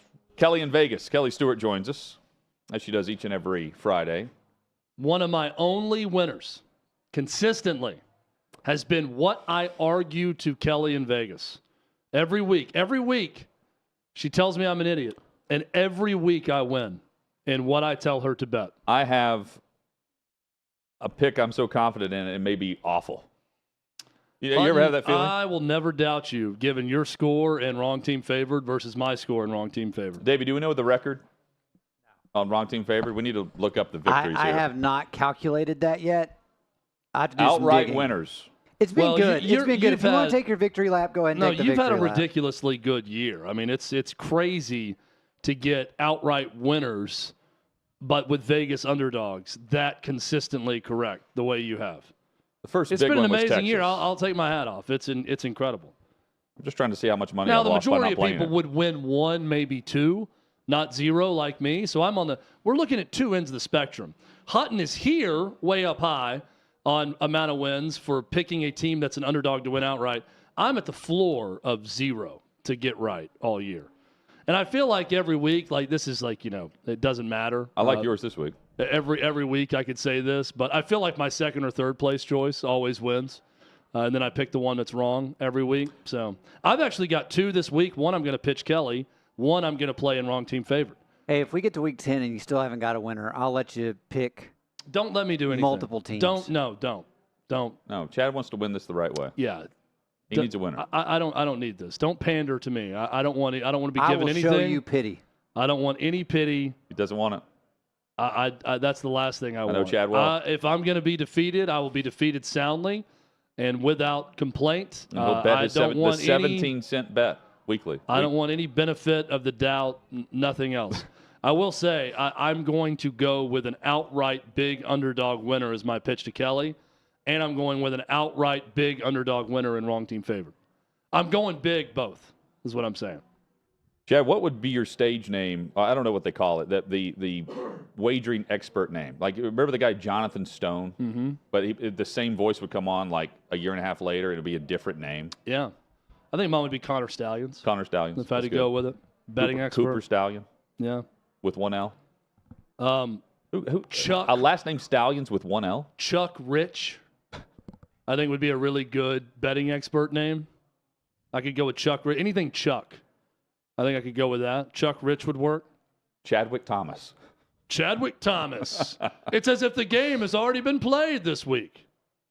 You can play this as if the game has. There's already an outcome with Chadwick Thomas. I sounded a little bit like John Lovitz when I said that for some reason. Chad, YouTube says they've got all the technical issues corrected with everything that's gone on recently with NFL Sunday Ticket. Issues are fixed, they say. They promise it's going to be better. I didn't know there were issues. I don't have Sunday Ticket. I don't have YouTube TV, so I had no clue there were issues. But I'm happy to hear that those issues have been fixed, Hutton. YouTube declined to answer the question of whether partial rebates would be available by anyone affected by the problem. It wasn't widespread. Let me just say, in general. Go ahead. I'm with you. I know what you're going to say. Major NFL games on streamers, not ideal. Titans and Steelers played last night. That game is on Prime Video every week on Thursday night, as we all well know. Do you know where I watched that game in Nashville, Tennessee? I watched on the local CBS affiliate, Channel 5 in Nashville. Why? Because I could record it. I could get home from the game I was coaching. I could start it from the beginning. I could fast forward. I could pause. I could pick up from the beginning. I could do all these things with ease while flipping over to ESPN to watch Wake Forest and Duke, which was a great game throughout. I could do that and not have to go back and forth to different functions on my television like I would if I was watching the game exclusively on Amazon Prime on Prime Video. I'm not going to call it a failure. It's just inconvenient. Oh, it's definitely not, with the money coming in and the investment look, being made. And this we problem define with failure buffering differently. I'm not talking about failure from a business standpoint. Yes, they're making money. From my standpoint, the consumer, well, someone's making money. The NFL is. But from my standpoint as a consumer, it's inconvenient. I can watch it. I'm not 85 years old with no knowledge of any technology. It's just a lot more convenient when I can go back and forth on cable and watch a game. So we're going to see. That's all. Netflix now is considering getting into the live boxing arena. Even Jake Paul's next fight is what they're looking at. They are getting into they will be in the bid for the college football playoff whenever that opens. And that's when, Chad, I think we see the super conferences come together. That's the extra billion plus when Amazon, Netflix, Apple, when they all jump into the mix for college football, because they're already in billions deep with the NFL. The next layer is college. Yeah, I think, and the postseason. You know, Apple, I want to see Apple do more in the sports space, the live sports space. That's one that they have virtually unlimited funds. Obviously Disney with ESPN is there. Prime Video is now there with the NFL on Thursday night. Netflix is doing that golf event. Yeah, but Netflix is still very slow to anything live. Yeah, but they're trying to get into the boxing, which would be a pay-per-view deal, right? I don't know how many eyeballs, how much of a draw Paul's fights are now because of the loss earlier this year and a close fight recently, I believe. But nonetheless, I want to see more out of Netflix. I'll be because they're the actual streamer turning to profit. It's the next frontier, right? Yeah, but they need to get involved. Like if sports is really going to be saved with media rights, with other companies drying up when it comes to that and not spending as much, Netflix is going to need to get involved at some point. Did you know that the in-season tournament that has been pushed and discussed throughout the basketball offseason, among the changes there, it starts tonight? I had no idea. I thought it was later in the season. Only because of promos on games I watched did I know this was happening. Now, Hutton asked me if I understand the format for this in-season tournament. I have no clue. I don't know what they're trying to do. I don't know anything about it. I just know that it starts this weekend. Well, and the winning team, every player gets $500,000, and it escalates based on how far you go in the tournament. And now, just this morning, the headline is, and coaches are also going to be included in this. They're going to be bonused the same amount of money the further you go in this tournament. They want legitimacy to it, and they have to pay the players to do it instead of treating it like this in-season exhibition. But if it goes well, great. But if it flops, part of the reason is when you're putting it on your calendar. Like, I would start it much later in the season, build up interest in it, and then roll it out earlier in the season, not later. You have to let people understand what it is before you just roll it out and, you have tip-off in November. This seems like a January to mid-February type event. I think so. That would be better. It's 2 weeks. Because then you still have a 2-3 month window before playoffs start. But even if they don't want it there, I would roll it out then and then push it back to November when people understand what it is and the magnitude of it. And if the players embrace it. It's a $500,000 bonus, right, to the players and the team that wins it? Is that correct? That it is $500,000, and I think initially the negotiation was for $1 million, and they settled on $500,000.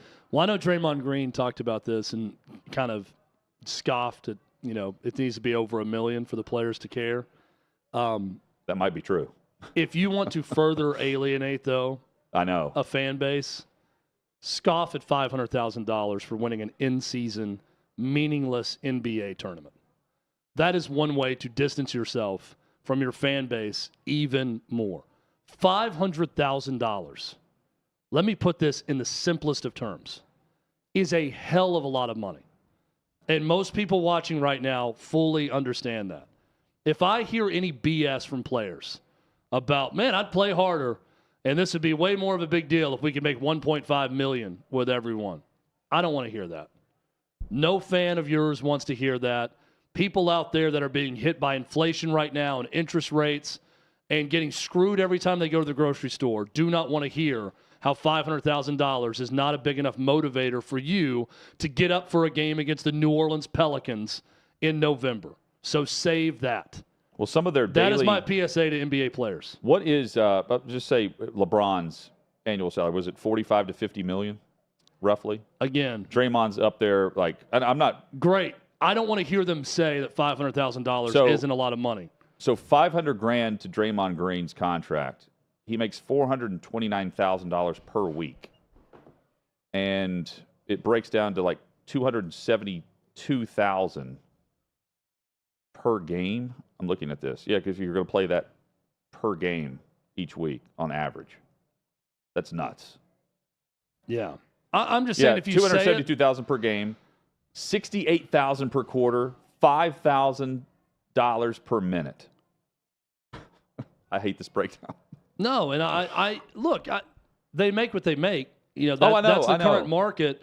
I'm not sitting here saying, pull all their money. I'm saying if you bitch about $500,000 being not enough money, that's going to make most of your fan base angry with you for saying that. So that's what I don't want to hear in all of this is, if you really want to get us motivated for regular season in an in-season tournament, you need to up the money you're paying out for the winner. Don't give that to your fans. I said it's 2 weeks. They flipped it, and now it's 4 weeks. So the title, the championship, is on Saturday, December 9th. So group play will start today, as you guys mentioned. Group play ends November 28th. On December 4th and 5th is when they'll have the quarterfinals.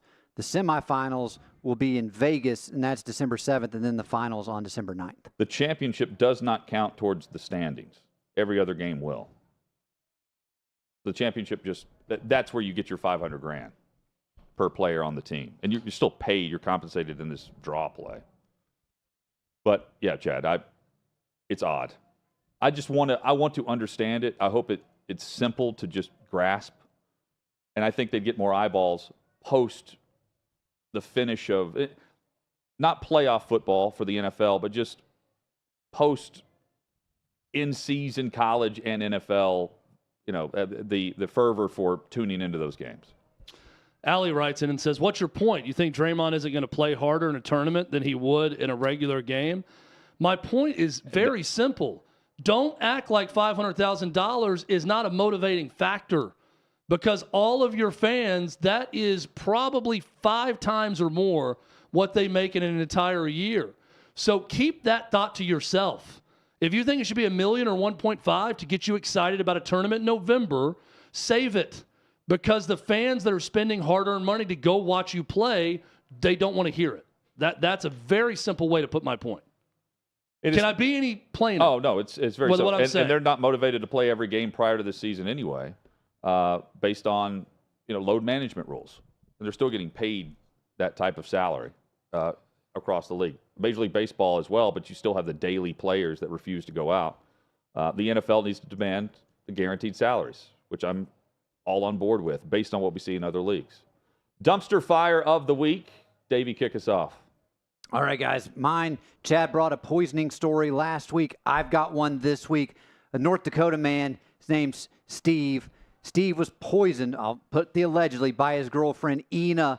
And the reason she poisoned him was because he had heard from an attorney that he was the distant relative of a man who was leaving him a $30 million inheritance.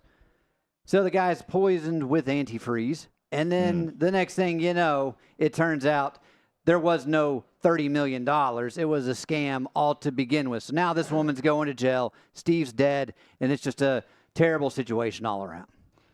That's Ina doesn't look like anyone's girlfriend, by the way. Looks like someone's aunt with about 50 cats. She's a little rough around the edges. 50 cats. 50 to 500, possibly. Okay. My dumpster fire of the week, it's tied into Michigan. It's president, probably a doctor of some sort, Dr. Santa J. Ono, who tweeted the following: Team 144 are our team. Quote, deep down, your players must know you care about them. This is the most important thing. They know in the long run that I'm in their corner. Hashtag go blue. 2 days ago, and he posts a photo of everyone on the Michigan football team, including Connor Stallions, who's buried deep in this photo like Where's Waldo. Very easy to spot. Though. There's a time to be quiet, and there's a time to talk about your team and your loyalty. Santa J. Ono, now is the time to be quiet. Stay off social media. Don't comment about this. Don't talk about how we're all united and loyal and behind each other. Now's not the time. Just be quiet. Just worry about your literature department or whatever else you do. Stop posting about this football team. We didn't know that Harbaugh would be back if not for his tweet at the time. Ward Manuel didn't even know. Dumpster fire of the week for me, the Las Vegas Raiders. Cleaning house from the front office with their general manager, Dave Ziegler, to head coach Josh McDaniels. Jimmy Garoppolo just signed a 3-year deal. He's benched, although he's going to serve as the backup. He's not going to be inactive this coming Sunday against the Giants. And it all stems even from the offseason, where you have Chandler Jones, who's gone AWOL. All the questions within the locker room. Devontae Adams unhappy. That's a dumpster fire out in Sin City. Coming up, Kelly in Vegas joins us next.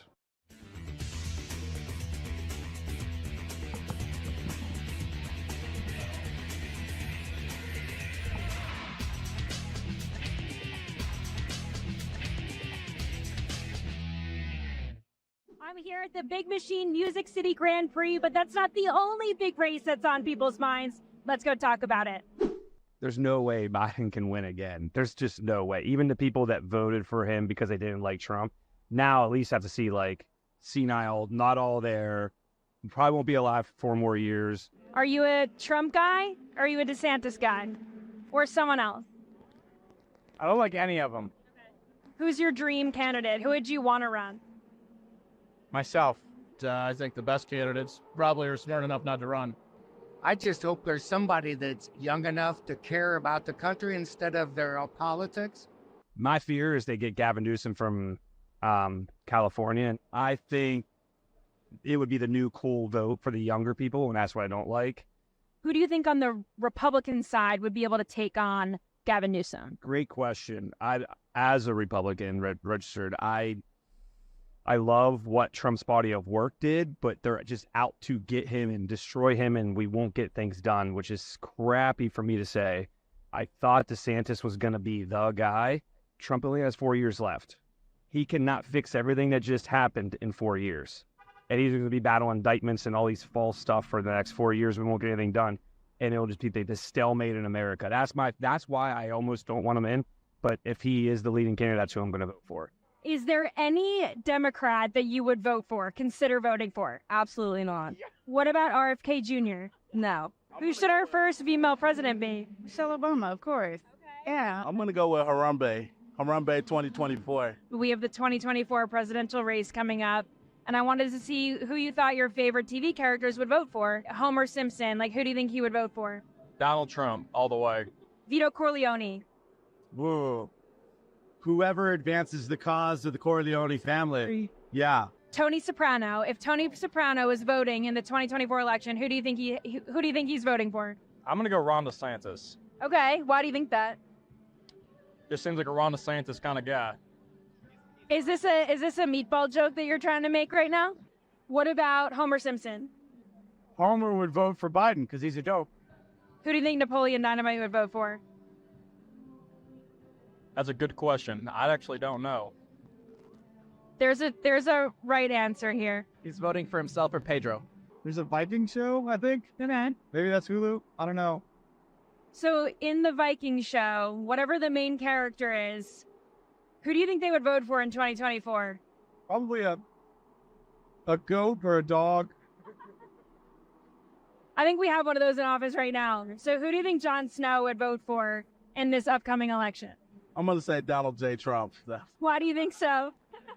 Because Game of Thrones is all about drama, and Trump comes with the drama, baby. Would you vote for Trump from jail? Yeah, probably. Because at that point, what else do you have to lose? Okay, would you vote for Trump from a jail cell? Hell yeah, baby! I will get Trump out of jail. Would you vote for Trump in jail? Oh yeah.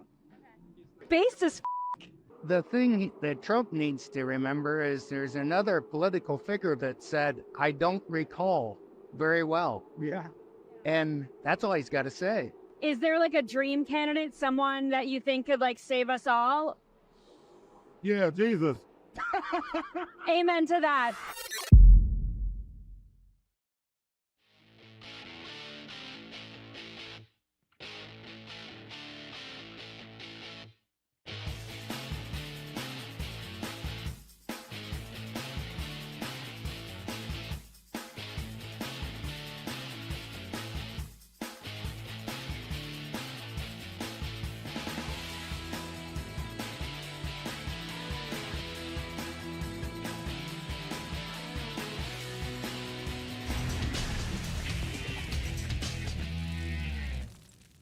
You were tuned into Thursday Night Football last night to watch the Steelers beat the Titans.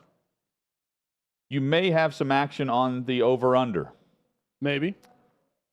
And I know some people, at least here at 6 of the Peabody with Yeehaw Beer and Old Smoky Moonshine, Chad, that were sweating the under. And it hit. Barely. Oh, that's right. Barely. By a half a point. Yes. Clay Travis is happy. I know he took the under. I don't blame him. 36.5. Kelly in Vegas joins us, co-host with Clay on The Fade. Kelly, good to see you. Where are you joining us from today? I am in beautiful Austin, Texas. Apologies for the terrible background, but I am at a not completely dumpy hotel. I laughed because I was moving around this room just trying to make it perfect, and I said, you know what? I'm in Austin. I got my K-State gear on already. I've got bigger things to do. Do Texas fans talk trash? It doesn't seem like a fan base that's really in your face about anything. No. I don't know if I've ever had a Texas fan talk trash. OU fans, they like to talk trash. Texas fans, no, actually, now that you say that, maybe I'll see if I can get some riled up later, Chad, and I'll report back. Yeah, so please let me know. Who would be number 2 in the conference then if it's not Texas at talking crap? KU fans? Jayhawks fans talking a lot of trash to K-State fans? Yeah, it might be Jayhawks fans. K-State fans are, besides me, of course, are very historically nice. I've been told that opposing fan bases love coming to Manhattan, Kansas. I always like to rile people up, but of course, I'll also offer you a cocktail or two in the parking lot to, just pretend to be nice. That is until kickoff. I don't know of many hated Midwest college fan bases outside of Ohio State. Like Nebraska fans, notoriously nice. K-State fans, nice. There's a lot of like that old Big 8, those fan bases. You don't hear a lot of negativity about those fan bases. Am I wrong, Kelly? That's true. I think you're right. I mean, I've been to Lubbock. Texas Tech fans are very nice. I've been to Stillwater a handful of times. Oklahoma State fans, very nice. Ames, you say old Big 8, and they're coming back to the Big 12. Colorado fans, not nice. I have not been to a Colorado game for at least a decade now, and I am not excited about them coming back because they like to throw like frozen batteries at people and like snowballs. Like, I don't know. Plus, now they've got Coach Prime, who I think is wonderful, but he's kind of rejuvenated this fan base of some of these kids. I'm going, I don't know if I'm going to be taking a trip to Boulder anytime soon. Kelly, it's crazy you say that. My Nebraska family says Colorado fans are the worst. That you have to cover up Nebraska license plates back in the day when you went to Colorado because they would key your car in the parking lot. And I'm thinking, this is a stoner town. Boulder, Colorado. I didn't realize they got so angry about sports there. I feel like everybody was just high all the time. I mean, in theory, you would think that. The first time I ever saw a hippie, I was 8 years old. We were at a Boulder game, and I was terrified. And my mom goes, relax. He just wants to sit on the sidewalk and smoke weed. And I was like, what is this? What's happening? Kelly's first hippie at Boulder, mine at Phil Leschenfriend's concert in Virginia Beach. Basically the same thing. Yeah, Colorado same thing, football basically. and that concert you were at. Kelly, you've got to play one of the two. Chad and I always pitch our top play of the week, and I haven't been going with my just straight out winners, wrong team favored that we do later in the show. I'm not doing it here either. But Chad's been hitting on these picks. It's the only picks where he's literally the only thing I consistent. win is what I pitch Kelly every week. Chad, go ahead. You have the honor. All right. So I think this team wins outright, but that's not the bet that I'm pitching to you. Vandy hosts Auburn. Okay? Vandy's been bad. Vanderbilt. They were not competitive against Ole Miss. Auburn's been a little bit up and down at times. This is the time of year, though. A year ago at this time, Clark Lee got Vanderbilt to beat Florida at home. They went on the road to beat Kentucky. I think Vandy is due a surprise. This game is in Nashville. It's going to be a sleepy crowd. They've got construction going on in one of the end zones, Kelly, where there's just a dirt pile if you score a touchdown over there. I feel like they're going to lull Auburn to sleep. Very different week for them. Auburn's thinking, hey, this is our one easy SEC opponent. We're going to win easily. I think it's a 13.5-point spread for Auburn. I'm taking Vandy to cover that. Give me Vandy plus the points. I honestly believe that they could win this game outright. But for our purposes, I'm going Vandy plus 13.5. Chad is saying Auburn will be looking ahead to Arkansas and then New Mexico State, I believe, is their schedule. Or just looking ahead to all their fans partying in Nashville. Right. Kelly, I'm going – I said this earlier. I feel like it's too obvious, but I've got to play the obvious here in the NFL. The Washington Commanders had a fire sale when practically no one else sold. They were on the road against the New England Patriots. Patriots favored by 2.5. It's a strange line, I admit. But New England is far more capable of covering this than taking the Commanders outright to win. That is my favorite play in the NFL this weekend. Wow. This is tough. I feel like I have to side with Chad. I kind of lean towards Vanderbilt in the points. I can see why it makes sense. But here's my one caveat with Auburn. As you guys know, I said Auburn. I was predicting an upset at A&M. I said, look for them to keep it close versus Ole Miss. And they just can't get it done. And that's because they don't have the ability to put up points. Their offense is just so bad, but that defense is so good. I'm not sure how Vanderbilt's going to score. 60 yards last week passing? Come on, guys. They're giving up a ton of yards per game, almost 175 just on the ground. Auburn's run defense can be ran on, but I don't think that that's Vandy's game. So I see where situationally Chad says, hey, look, Auburn waltzes into Nashville and says, all right, this makes sense to me. We can win this game. There's no looking ahead to a 2-win Arkansas team. Let's just. They're going to win 12-0. And again, I'm saying just to cover, right? I may play separately to win outright, but just to cover. I could see that. But the one asterisk is, this is my problem with Auburn. They played A&M, Georgia, LSU, Ole Miss. This is their layup. This is their one chance to have a team they can just blow the doors off of. This is I why don't know if they're going to do it. They went through the gauntlet for this game, is what Kelly's saying. Yeah. But you side with Chad. I do side with Chad. I definitely am not laying it with Auburn. Here's my other caveat with your game. Okay. If it was still 2.5, Hutton, I'd say. What is it now? It's 3.5. New England got slammed. And rightfully so. Like you said, it's the very obvious pick here. If Washington truly is having a fire sale, they've got rid of two of their best defensive players. And then you've got Bentley, who's hurt. I don't know if he's still playing. He was questionable as of yesterday. Sam Howell, come on. This guy has been sacked 41 times this year. Yeah, you're making my argument here. By the way, I've got it at 2.5 right now live.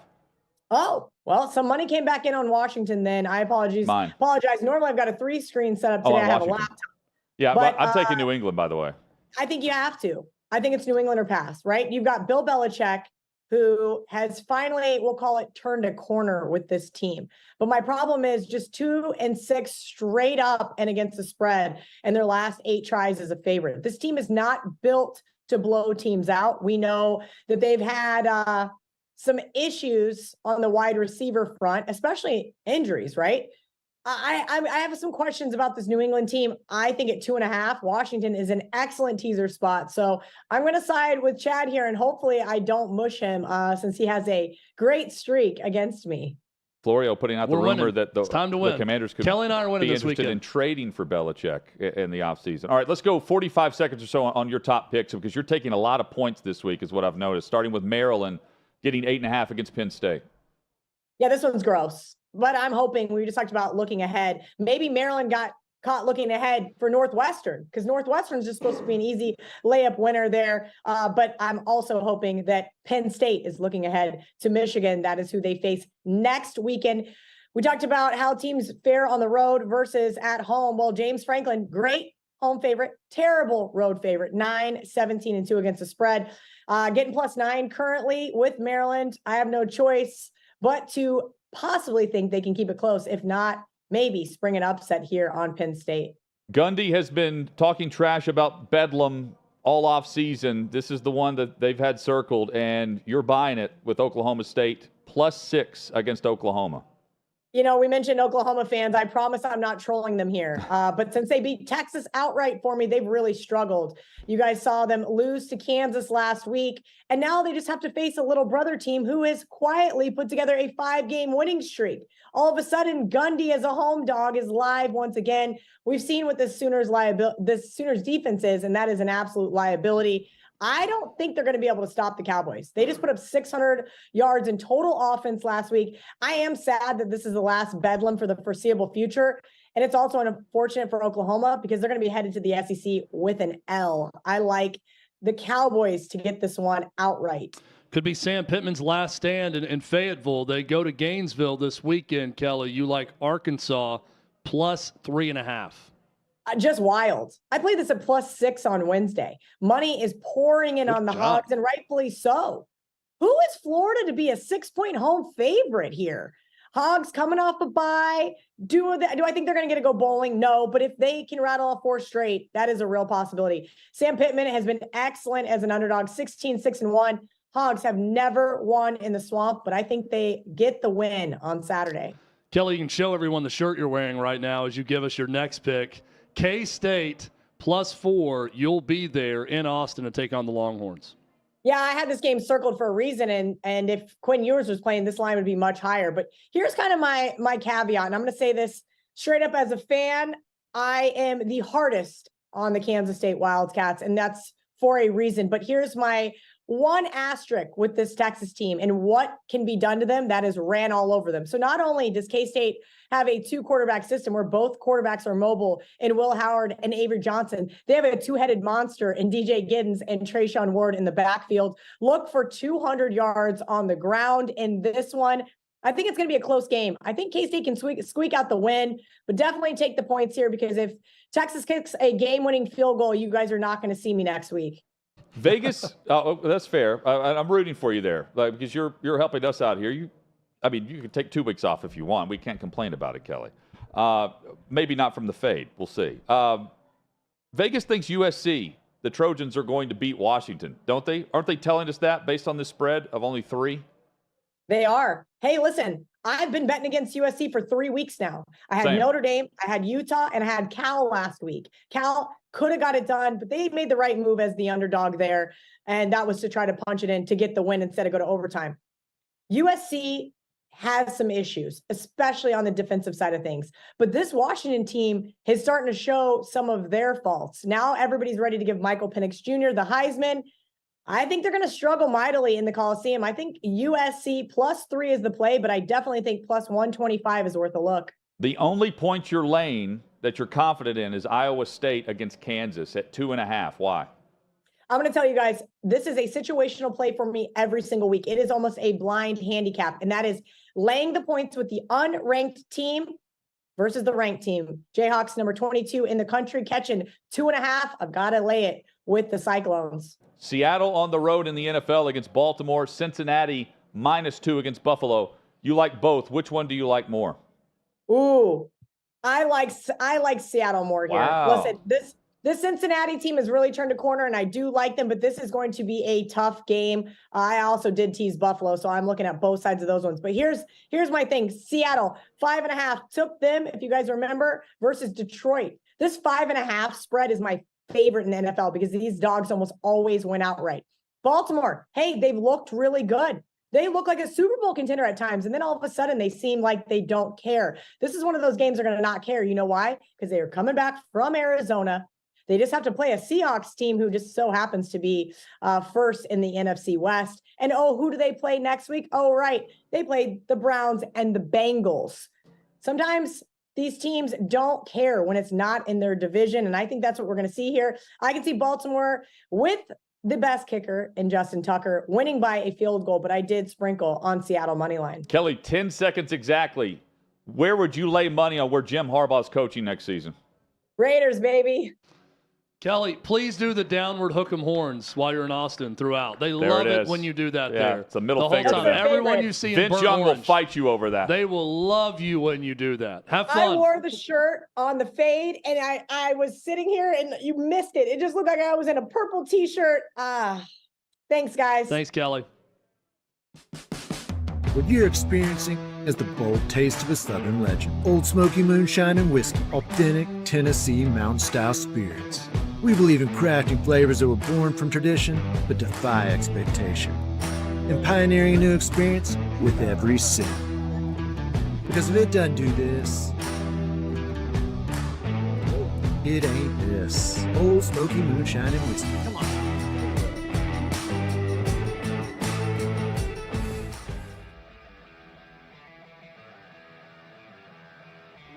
Welcome into OutKick the show. I am Clay Travis, your fearless leader. I am going to continue to argue that sports is one of the great unifying forces in all of American life. ESPN is a sinking ship. Democrats are now the party of the white, woke college graduate.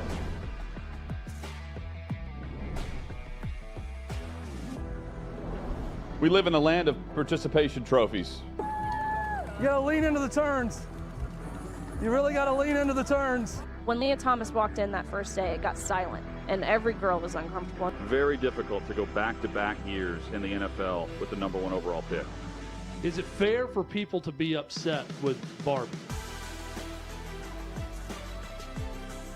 I've been out of LA long enough to have forgotten that libs, no matter how ridiculous the scenario, are gonna live. Another week of inflation, another week with Biden with COVID, and another set of losers to crown. People don't watch the WNBA on TV, in person, on a plane, on a train, on a bus, or on purpose. I mean, what have you seen firsthand of how this has affected you in the plant and your fellow employees? Under Joe Biden, the Taliban has retaken Afghanistan. Putin has invaded Ukraine. So if there was ever a time for freaking aliens to inhabit and conquer Earth, now would be that time. We've seen coaches throw water bottles. We've seen coaches act like idiots. We've seen coaches slap other coaches. But I think if you're involved in carjacking, you're inherently a rotten human. The level of stupid that sometimes gets on our YouTube chat just gives me a headache. You're born a male, play with males. You're born a female, play with females. Don't at me about it. The American people are being cheated. We, ladies and gentlemen, are being cheated. I made the call to end the Me Too movement. And today I'm going to continue making that case. And that's just a way to further taunt these women, to make them feel less than, to make them realize that this has just become a big joke. Deion Sanders is the Donald Trump of football. We were directly impacted by the whole Leah Thomas thing, and we were able to see you guys on the ground with your signs supporting. That was huge. They were saying, oh, it's only 1 or 2. That's rubbish, and we all know that's rubbish. Once those trans-identifying males were able to succeed, it just encouraged others.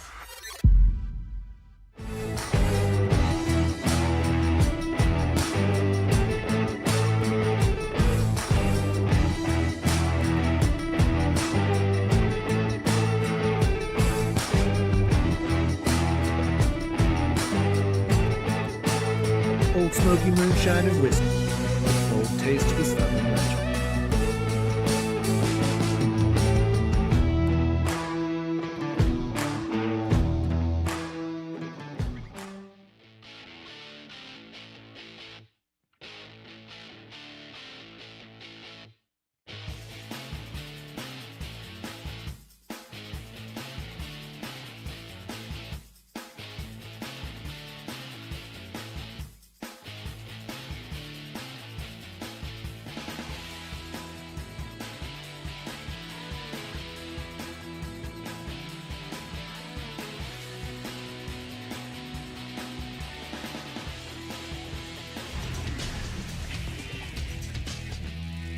Just like that.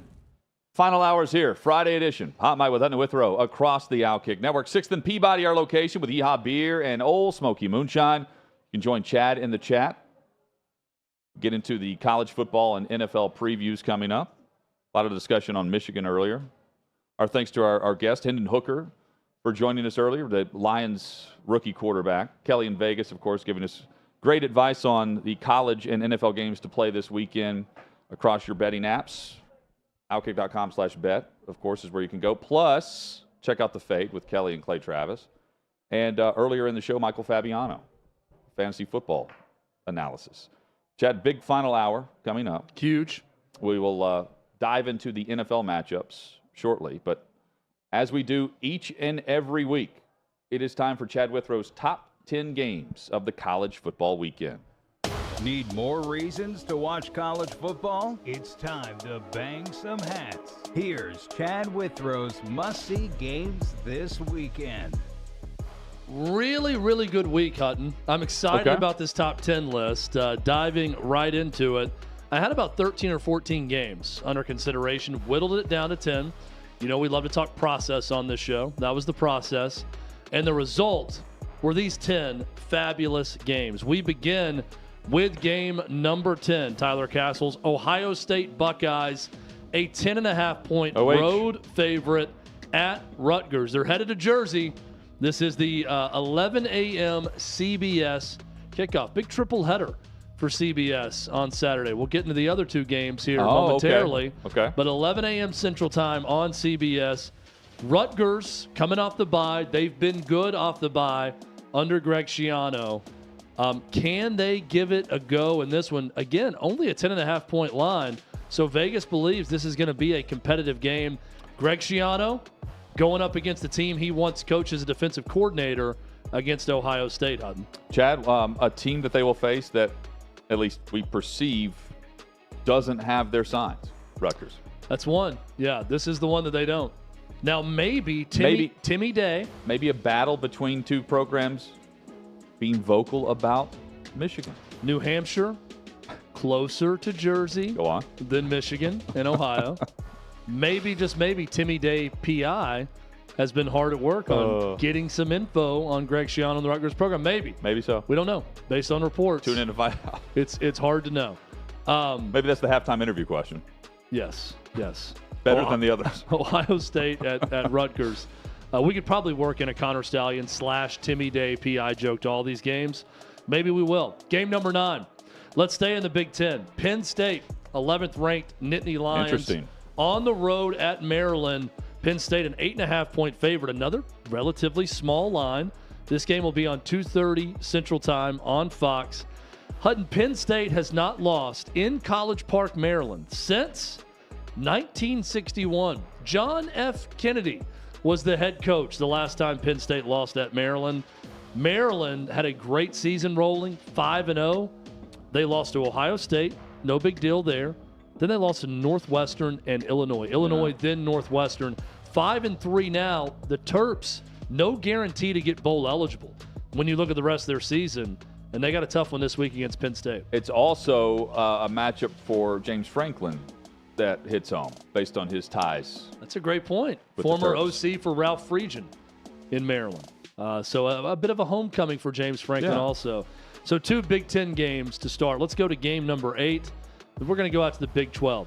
This is separation week in the Big 12. It is a logjam atop that conference. 5 teams tied at 4-1 atop the Big 12 right now. One of those teams is not the team that beat a top 10 opponent last week. That would be the Kansas Jayhawks. Oh, no. The Iowa State Cyclones tied atop the Big 12 right now with only 1 loss. Keep in mind, it wasn't that long ago that Matt Campbell lost a road game and some fan was heckling him, and Matt Campbell had to be restrained from going after him because the fan was talking about him being on the hot seat. Well. Don't look now. Iowa State tied atop the Big 12. Kansas with a win, Hutton. Kansas locks up. This is an amazing stat. They lock up their first winning season since 2008. Wow. A year ago with that great start, they finished 500 or right below after the bowl game. They could lock up a winning season with this one first one since 2008. Iowa State, best defense in the Big 12. They've yet to allow a 200-yard rushing game this season.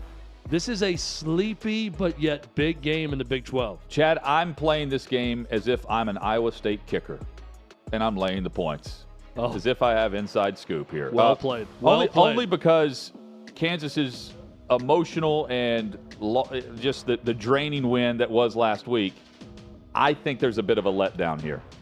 And Iowa State, again, great defense. So that game, by the way, 6 p.m. Central Time on ESPN. Let's go to the SEC, shall we? About time. America's #1 conference. We all know it. You all know it. You know it. You love it. Game number 7 this week, Texas A&M at number 10, Ole Miss. Prove it, Ole Miss. The Rebs, a 3-point favorite in this game. 11 a.m. A lot of great 11 a.m. games this week. 11 a.m. Central Time kickoff on ESPN. Ole Miss, 4 wins in a row. They have a saying with Ole Miss fans. Don't let the Rebs get hot. They let the Rebs get hot. 4 in a row right now for Lane Kiffin's team. They are 3rd in the SEC in offense, 150-plus rushing yards in the last 4 games during this win streak. For A&M, they've lost 2 of 3. Bad news for Jimbo Fisher. Hutton, great front 7, good against the run, awful as a rushing attack. They ranked 100th nationally running the football for A&M.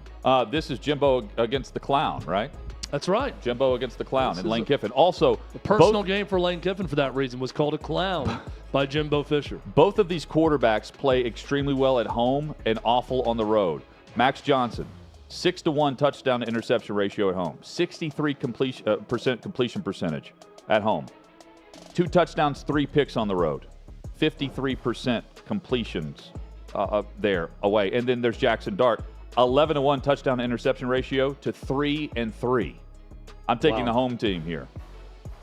I like that bet. This is one of those, we're going to get to another one later, where I see the point spread and I pose the question. Why? What does Vegas know? They always know. Why and what does Vegas know? Because I see Ole Miss at home, 10th in the country against A&M, a team that's reeling right now, and I think Ole Miss is going to win by 14 points. And this is an early game, right? Early game. Okay. 11 a.m. ESPN, 3-point spread. Keep that in mind as you watch that game. Vegas thinks Ole Miss by 3.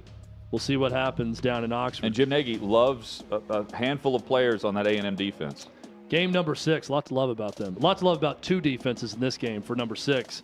It is number 15, Notre Dame, a 3-point favorite on the road at Clemson. Tyler and Spartanburg better look out because Dabo Swinney's out to prove it that he's worth that $11.5 million a year. Go read Deuteronomy. That's right. It's going to be an Old Testament type game in this one. The score could be something that would be favored by the Old Testament because they weren't big into points back in the Old Testament. All their games involved a lot of defense.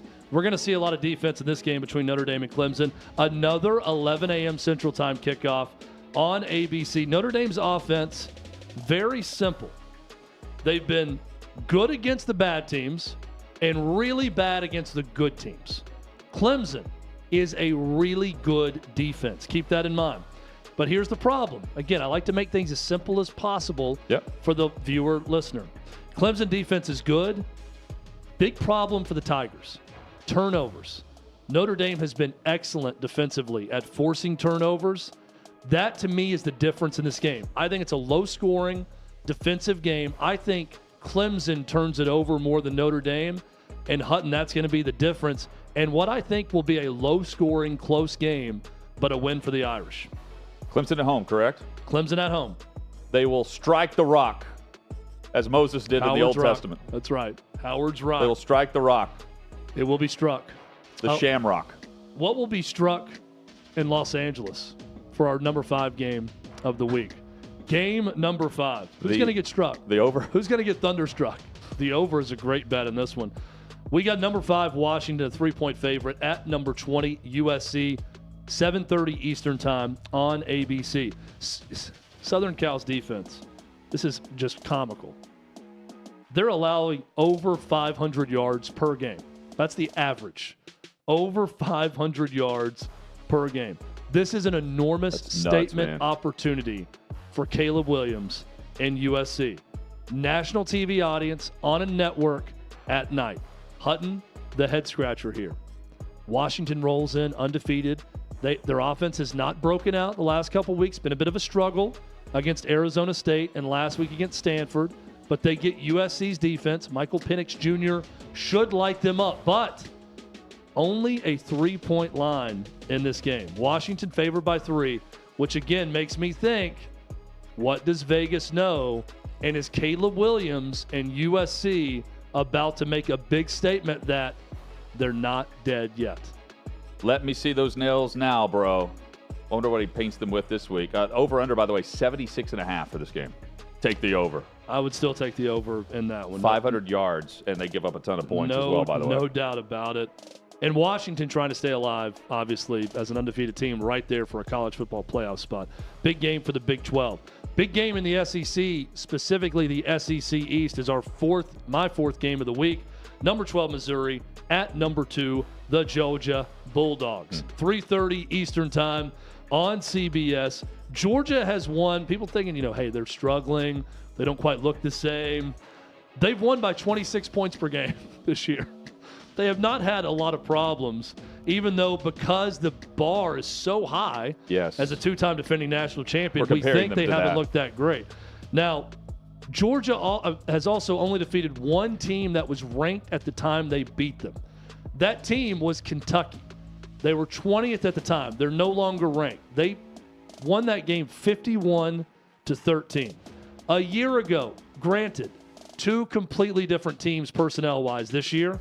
Hutton, a year ago, how quick we forget. Georgia was a 29.5-point favorite at Mizzou. Georgia won that game 26-22, and they scored a touchdown with 4 minutes left to win the game. Carson Beck is heating up. Against Kentucky, 389 yards, 4 touchdowns. Against Florida last week, 315 and 2 TDs. Big game in the SEC East. If we hit our average, we're going to see nearly 1,000 yards of total offense in this football game. Yeah, I am really interested to see. Missouri, though, has only played one defense inside the top 75. Let's put that in perspective. And it was K-State who they beat. Oh, yeah. K-State, one of the best. We'll get to them a little bit later. Actually, this should be a lot of fun. You know what, Hutton? Scratch that. We'll get to K-State right now. We'll do it live. Because game number 3, Kelly in Vegas is there. It's live. She's doing downward hook 'em horns all weekend. Megan McMoney's probably there as well. That's right. Everyone's there. Megan's there. Ariel Epstein may be there. They're all there. I think every female in the sports gambling space may be descending upon Austin, Texas right now for K-State at Texas. Kansas State, 23rd in the country at Texas, number 7 in the country. The Longhorns, a 4-point favorite this game, the big noon kickoff on Fox, 11 a.m. Central Time. 2 of the 5 teams tied atop the conference for the Big 12. K-State is top 15 nationally in both scoring offense and defense. Not bad, right? Malik Murphy, not bad in his debut against BYU last week. But Hutton, this Kansas State defense has not allowed a touchdown in the last 2 games. So is this going to be a low-scoring affair? Do the Wildcats have a chance in Austin? They absolutely have a chance in Austin. I find it very difficult for me to bet against and pick against Texas this year. I've said that against Bama. I just go back to their defensive front, what they're capable of, while they haven't shown it totally. Murphy's, a 5-star? Yep. He'll still play like a 5-star. I mean, the drop from Ewers to another 5-star is, that's where Texas is right now. They should win this game. I don't mind those that are predicting Kansas State to win outright, though, which includes Kelly. It's another good one on that big noon kickoff game, though. I'm excited to watch this one. A great game. Game number 2, Hutton. Let's stay in the Big 12. Bedlam, number 9, Oklahoma at number 22, Oklahoma State, 3:30 Eastern Time on ABC. Cowboys 4-1 with Alan Bowman at quarterback. That's 4, and they've won 4 straight games. Running back Ollie Gordon leads the nation in rushing for the Cowboys.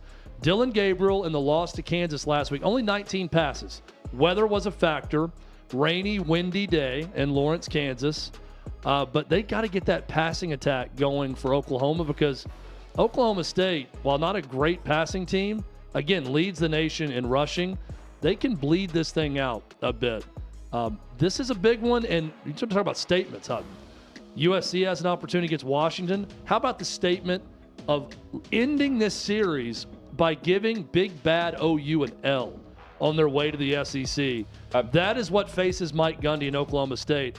That's what's going to be motivating them this week. Well, and think about what Kansas State can do to Texas in the same weekend. I love your top two because of this. And also, think about the college football playoff rankings that were announced, the first ones. Texas is in a great position. They just need to take care of their business and continue to move up from where they are, 7th right now. Yeah. And just ahead of Bama, I believe.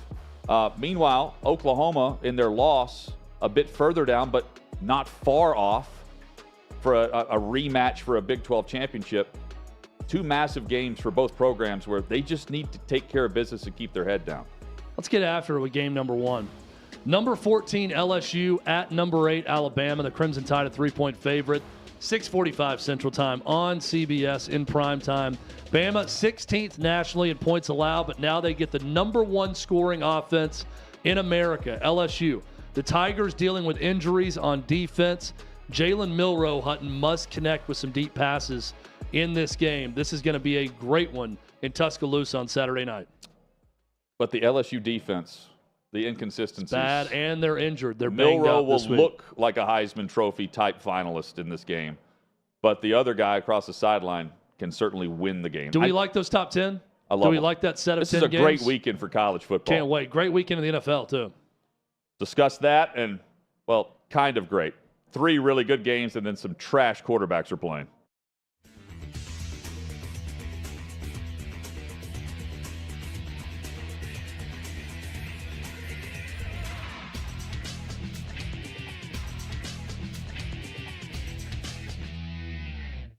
I'm here at the Big Machine Music City Grand Prix, but that's not the only big race that's on people's minds. Let's go talk about it. There's no way Biden can win again. There's just no way. Even the people that voted for him because they didn't like Trump, now at least have to see, like, senile, not all there, probably won't be alive for 4 more years. Are you a Trump guy? Or are you a DeSantis guy? Or someone else? I don't like any of them. Who's your dream candidate? Who would you want to run? Myself. I think the best candidates probably are smart enough not to run.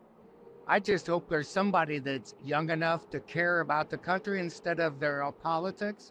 My fear is they get Gavin Newsom from California. I think it would be the new cool vote for the younger people, and that's what I don't like. Who do you think on the Republican side would be able to take on Gavin Newsom? Great question. As a Republican registered, I love what Trump's body of work did, but they're just out to get him and destroy him, and we won't get things done, which is crappy for me to say. I thought DeSantis was going to be the guy. Trump only has 4 years left. He cannot fix everything that just happened in 4 years. And he's going to be battling indictments and all these false stuff for the next 4 years. We won't get anything done. And it'll just be this stalemate in America. That's why I almost don't want him in. But if he is the leading candidate, that's who I'm going to vote for. Is there any Democrat that you would vote for, consider voting for? Absolutely not. What about RFK Jr.? No. Who should our first female president be? Michelle Obama, of course. Okay. Yeah. I'm going to go with Harambe 2024. We have the 2024 presidential race coming up, and I wanted to see who you thought your favorite TV characters would vote for. Homer Simpson, like who do you think he would vote for? Donald Trump, all the way. Vito Corleone. Whoa. Whoever advances the cause of the Corleone family. Yeah. Tony Soprano. If Tony Soprano is voting in the 2024 election, who do you think he's voting for? I'm going to go Ron DeSantis. Okay. Why do you think that? Just seems like a Ron DeSantis kind of guy. Is this a meatball joke that you're trying to make right now? What about Homer Simpson? Homer would vote for Biden because he's a dope. Who do you think Napoleon Dynamite would vote for? That's a good question. I actually don't know. There's a right answer here. He's voting for himself or Pedro. There's a Viking show, I think. Okay. Maybe that's Hulu. I don't know. So in the Viking show, whatever the main character is, who do you think they would vote for in 2024? Probably a goat or a dog. I think we have one of those in office right now. So who do you think Jon Snow would vote for in this upcoming election? I'm going to say Donald J. Trump. Why do you think so? because Game of Thrones is all about drama, and Trump comes with the drama, baby. Would you vote for Trump from jail? Yeah, probably. Yeah, probably. Because at that point, what else do you have to lose? Okay, would you vote for Trump from a jail cell? Hell yeah, baby. I will get Trump out of jail. Would you vote for Trump in jail? Oh, yeah. Based as The thing that Trump needs to remember is there's another political figure that said, I don't recall very well. Yeah. And that's all he's got to say. Is there like a dream candidate, someone that you think could like save us all? Yeah, Jesus. Amen to that.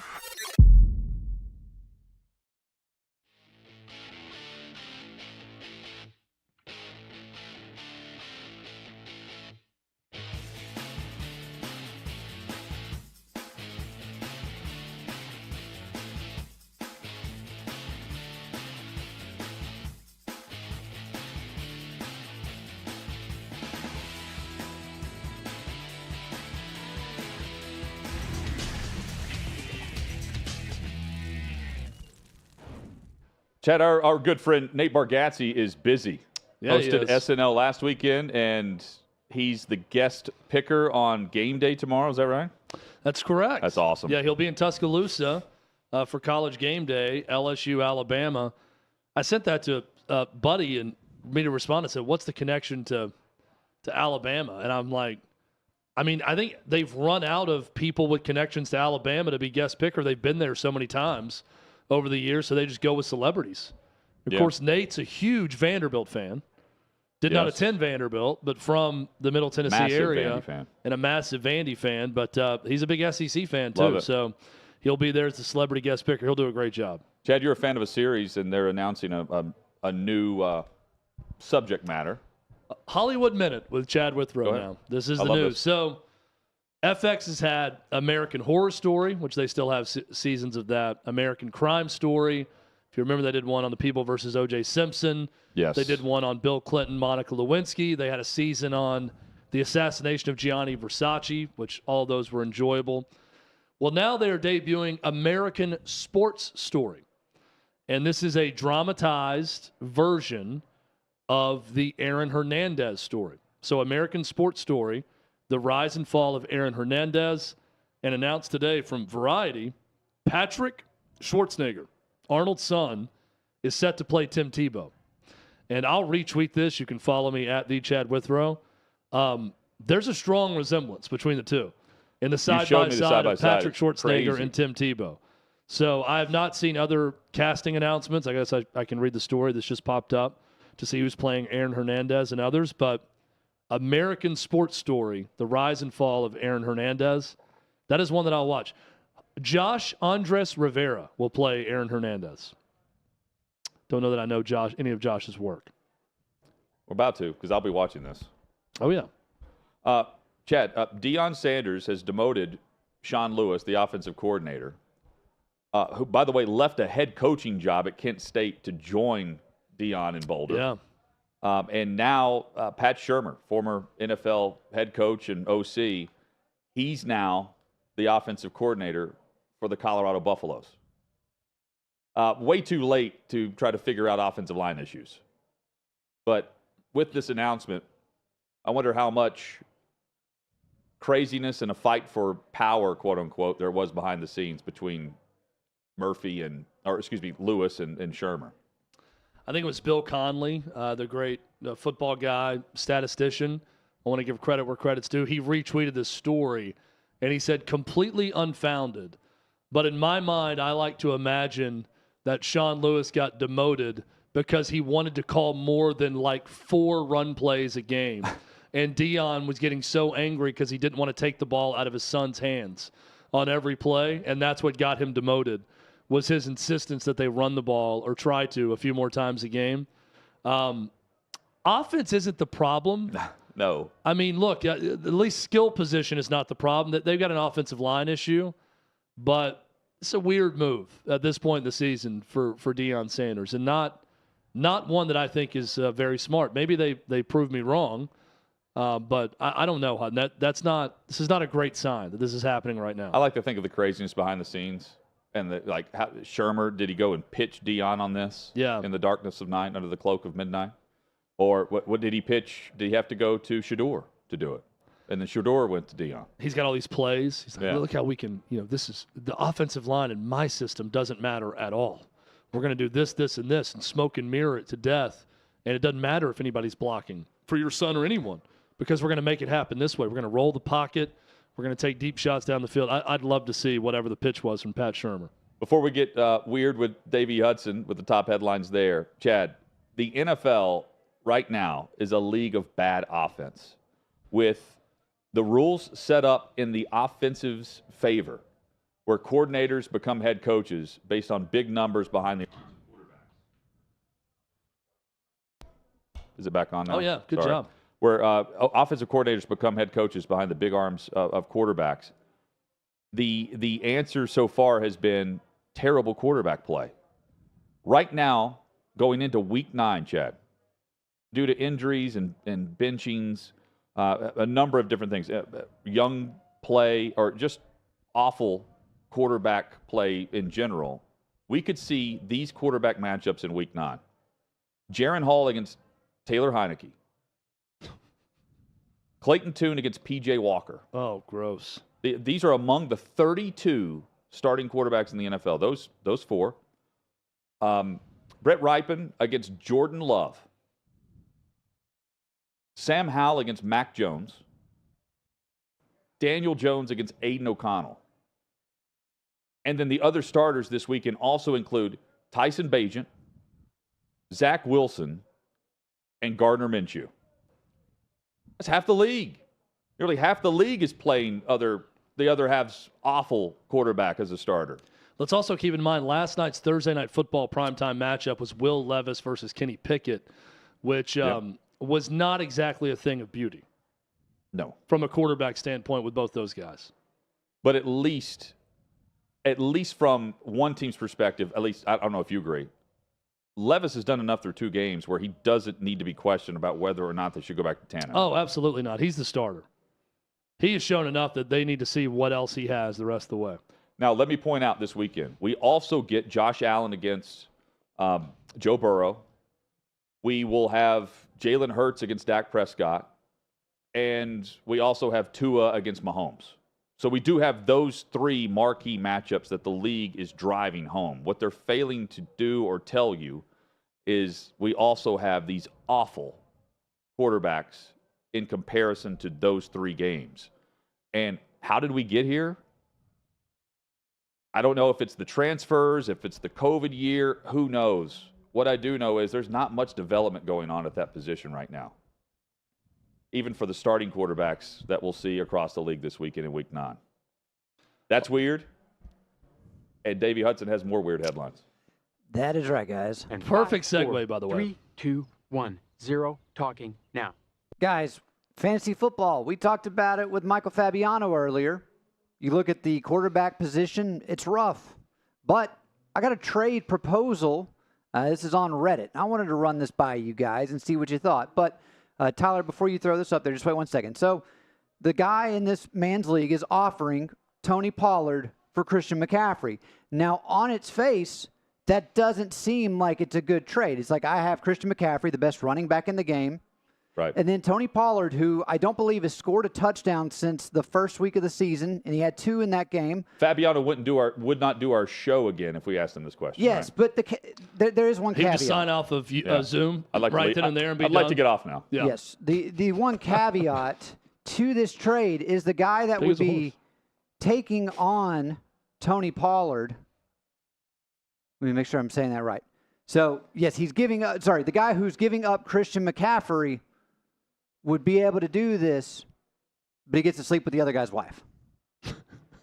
Oh, so he gets to declare prima nocta Yes. on top of this So in the fantasy league. I will read this. Guy in my league is 3-5 and desperate to turn his team around and needs more consistency with running back. Don't we all? He sent me a text saying he wants CMC, but there's really not anyone on his team I want. I'm currently 7-1, so I don't need to make any changes, really. He said I could bang his wife one time if I accept the trade and it goes through. Honestly, it's pretty tempting since I'll just say she's very pleasant on the eyes, and I've fantasized about it before. Well endowed. Is it worth throwing my chances to win the ship out the window for a chance to have sexual relations with his wife? So, sounds like an OnlyFans account. OnlyFans Fantasy League here. Yeah, this seems to be a pretty... if approved, though, Chad, do you think the league would approve this trade? This seems to... I think they would. Okay. You know. If the trade goes through as part of this. I think it's probably a pretty open secret with the wife and the husband if this... Pineapples are on the fantasy football front, trade, right? Like this is front door pineapple. Clearly knows the person. The person in my fantasy league has to be a really close friend. So maybe they know things that have happened. They're about to be a lot closer after this trade goes through. I mean, look, you make the trade. Pretty open and shut. It feels like to me. They did not include pictures of what the wife looked like. I'm sure every response is like, pics or GTFO to everyone on this. Well, the fact that he's posting this tells me pretty much no photos. I'll also say I believe that the guy posting this is lying, that this is a great make-believe thing to throw out there. But maybe he's not. It's not as far-fetched as one might think, but it feels like a lie to get a big response. Got a lot of upvotes. Do you guys allow vetoing in your leagues? Like you can veto the trade? Yeah, I mean, we have that in our 2 leagues right now, I believe, Chad. Okay. You have to approve the trade. That way you can't trade if you're bottoming out. You can't pay someone cash to get the top player and nothing in return. I played a guy, we're in the Old Smoky League here, and Jake, our buddy, who's one of the bartenders here, he just completely gave up and did not. He had like 3 guys out. And I played him, and I was like, oh, man, I won my 2nd game of the year. I'm now 2-6. Yeah. And I looked down, and Jake, who's, I think, got 2 wins also, just decided, he's like, yeah, I gave up on it when I saw him. I'm not going to do that. We got rid of the ability Can't to do that. veto. You got to keep putting the lineup out. Have to. You got to play. It's the do no harm type approach. You got to give everyone a shot at being the spoiler, right? So you got to play a full lineup every week. Well, guys, speaking, you asked Michael earlier, too, if he played any other fantasy leagues. And this one, even going back to earlier in the week when you guys were talking about Major League Baseball being able to embrace the fans. But we did have a story where they turned one fan away. Now, I don't know if this was Major League Baseball's policy or just the Philadelphia Phillies, but you might understand why. It was because a man tried to get into the Phillies game with an emotional support alligator. That's right, an emotional support alligator. This was weeks ago. But while he was turned away from the Phillies game, the Philadelphia Flyers decided we will let Wally come on in. So we have Wally the alligator that is technically registered as a service animal. What are we doing? May I jump in here, Hutton? Can I take this one? Absolutely. Do you give me permission to take this one? Yes. If you require an emotional support alligator to get into public venues, then you should not go to the public venue. If you need the emotional support alligator with you at all times, you need to stay home. I hope you have a job where you work from home, but you should not be allowed into any venue where said alligator, could injure another human being. This is your sign to be a shut-in. You should not be allowed out. If you require an emotional support alligator, you should not be able to attend any public event. This is my PSA, and let it be so. Amen. When did we get to the point where it is, warranted to have emotional support with a pet versus bring any animal on and just slap on the tag of emotional support? How is this warranted? It's when I can't get on a flight without buckling my seatbelt. But anyone that needs an animal on there for emotional support is allowed to walk on and waltz down the aisle. It's when society stopped believing in rules. Oh, there are rules. It's a lack of truth.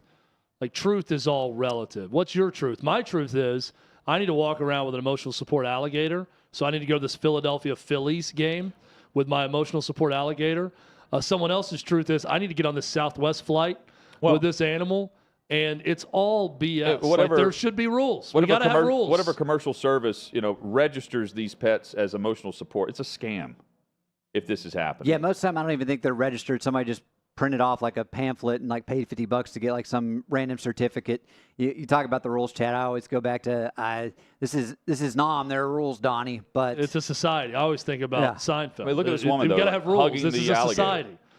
If you've got to have an emotional support animal to go on a plane, then here's my solution: drive. No, but wherever you're going. How do you become emotionally attached to an alligator? You don't. It's all stupid. It's got to be an influencer type tactic. I mean, I see this, and the first thing I think of I don't see influencers in this photo. That's all I'm saying. Well, the alligator itself is become the star of the show. Show the photo one more time. Yeah.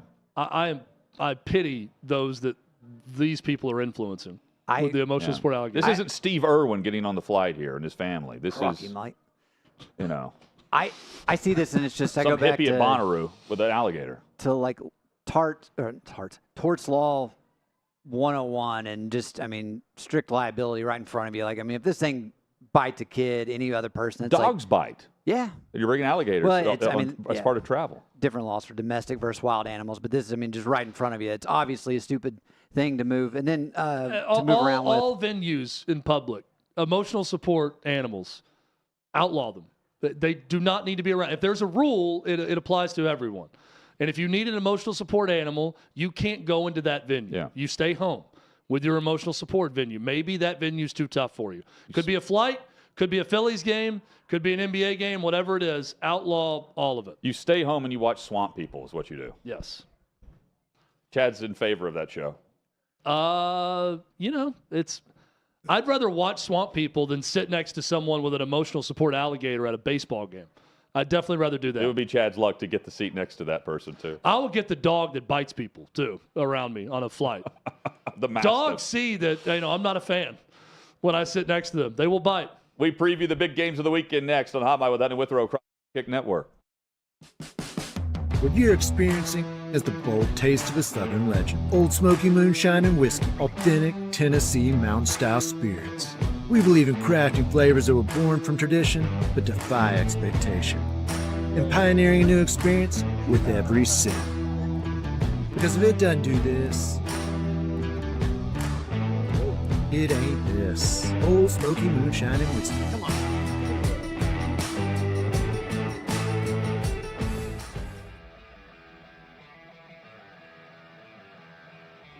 Welcome into OutKick the show. I am Clay Travis, your fearless leader. I am going to continue to argue that sports is one of the great unifying forces in all of American life.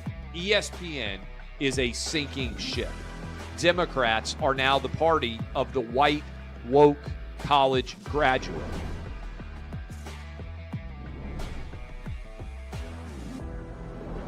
We live in a land of participation trophies. You gotta lean into the turns. You really gotta lean into the turns. When Leah Thomas walked in that first day, it got silent, and every girl was uncomfortable. Very difficult to go back-to-back years in the NFL with the #1 overall pick. Is it fair for people to be upset with Barbie? I've been out of LA long enough to have forgotten that libs, no matter how ridiculous the scenario, are gonna live. Another week of inflation, another week with Biden with COVID, and another set of losers to crown. People don't watch the WNBA on TV, in person, on a plane, on a train, on a bus, or on purpose. What have you seen firsthand of how this has affected you in the plant and your fellow employees? Under Joe Biden, the Taliban has retaken Afghanistan. Putin has invaded Ukraine. So if there was ever a time for freaking aliens to inhabit and conquer Earth, now would be that time. We've seen coaches throw water bottles. We've seen coaches act like idiots. We've seen coaches slap other coaches. But I think if you're involved in carjacking, you're inherently a rotten human being. The level of stupid that sometimes gets on our YouTube chat just gives me a headache. You're born a male, play with males. You're born a female, play with females. Don't at me about it. The American people are being cheated. We, ladies and gentlemen, are being cheated. I made the call to end the Me Too movement. And today I'm going to continue making that case. And that's just a way to further taunt these women, to make them feel less than, to make them realize that this has just become a big joke. Deion Sanders is the Donald Trump of football. We were directly impacted by the whole Leah Thomas thing, and we were able to see you guys on the ground with your signs supporting. That was huge. They were saying, oh, it's only 1 or 2. That's rubbish, and we all know that's rubbish. Once those trans-identifying males were able to succeed, it just encouraged others.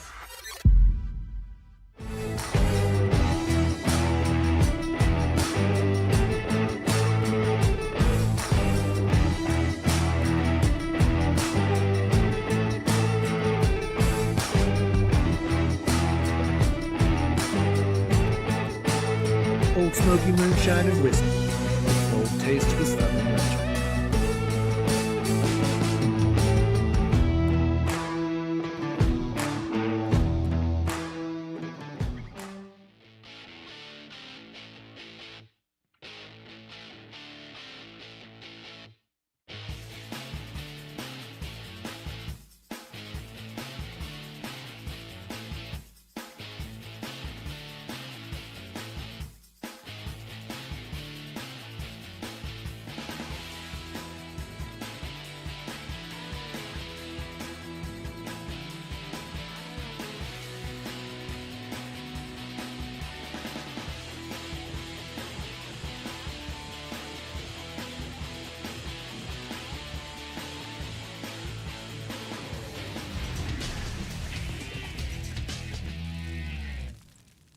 Sixth and Peabody, our location, with Yeehaw Beer and Old Smoky Moonshine. Hutton, how about Kevin Mawai, longtime NFL player. Pro Football Hall of Famer. Pro Football Hall of Famer. Yeah, I buried the lead on that one. But the lead with the news now from On3, relieved of his duties at Lipscomb Academy, a prep school in Nashville, for the illegal recruitment of Deuce Knight, who is a Notre Dame quarterback commitment. And for those not familiar with Lipscomb Academy, that's where Trent Dilfer was the head coach. Yeah. Won state titles and then went and became the head coach at UAB. So, yeah, I want to dig deeper on this and find out what went down. Yeah, 2-year postseason ban for Lipscomb Academy from the playoffs. Crazy story. For recruitment, especially just knowing the background of Penny Hardaway in Memphis. Just saying, like the players. Well, I know in Kevin Mawai too. This doesn't. I agree. This doesn't jive. If you remember too, he came to Lipscomb Academy and then left pretty abruptly. You know, right before the season. I don't know what all is going on here. Chad, what's going on is we're winning, and you're winning. Wrong team favored. You're winning, Hutton. But here's the deal: the show's winning if you just follow and bet outright. If you the follow underdogs to and win. bet outright what Hutton is giving you, Hutton may have a winning record in this contest. For some reason, we can't go back past 3 weeks here. He's won over 3. over 3 hours. I just haven't done it yet. Chad, over 3 hours, we can't tally up the wins. Hutton did request the record earlier, and Davey's like, I'd have to go back and look at individual I got things. sidetracked. Lots of things Davey's going like, on it's in a the Friday. Chad was preparing for one of his segments on camera. Davey said it's a Friday. You know, it's apparently I'm taking the rest of the day off. I'm not going to go back and find it. Like lunch, Davey, can lunch we have took too long. Can we have the record by next Friday? Yeah. No, we can't, Chad. No, we cannot. He's won 3 in a row. You get It'll be deleted. All I need is 48 hours advance notice. So all I know is the 2 Texas business game, days. and then I've been on a roll. What I love about Davey's insistence on not finding the record was he cited, I don't know it. I can just see what this graphic right here says. What I can Which tell now you, we know that Hutton has won 3 in a row because we're about to see it on the graphic we're going to show. Well, the right? last 2 weeks, I know I've won outright. With 3 in a row is what we Utah know. over SC, and then Arizona. Oh, now we see 2, yeah. Arizona against Oregon State last weekend. Chad, I've got 33 points with the underdog tally. Wrong team favored for college football. This week, I'm upping the game a little bit. It's been a brutal 2 weeks on the road for South Carolina. And they have a must-win game at home at Williams-Brice Stadium. Which you're building this up like, man, brutal week, really bounce back opportunity, must-win game at home, but they've got to win out to get to bowl eligibility, and they face Jacksonville State, a team that's 7-2. So before you scoff at this, just remember that Jacksonville State. They remember what you do in November? I was going to say, just remember, they their remember two what you do in losses November. Are to unbeaten Liberty and Coastal Carolina. And this is the first Power 5 opponent they faced since 2021, where they beat Florida State in Tallahassee. It's a program that's used to going on the road and winning. And by the way, that game was also an early kickoff. So is this one, 11 a.m. I'm taking Jacksonville State plus 15.5 to win outright and shock the Gamecocks. Gamecocks against Gamecocks, by the way, in this.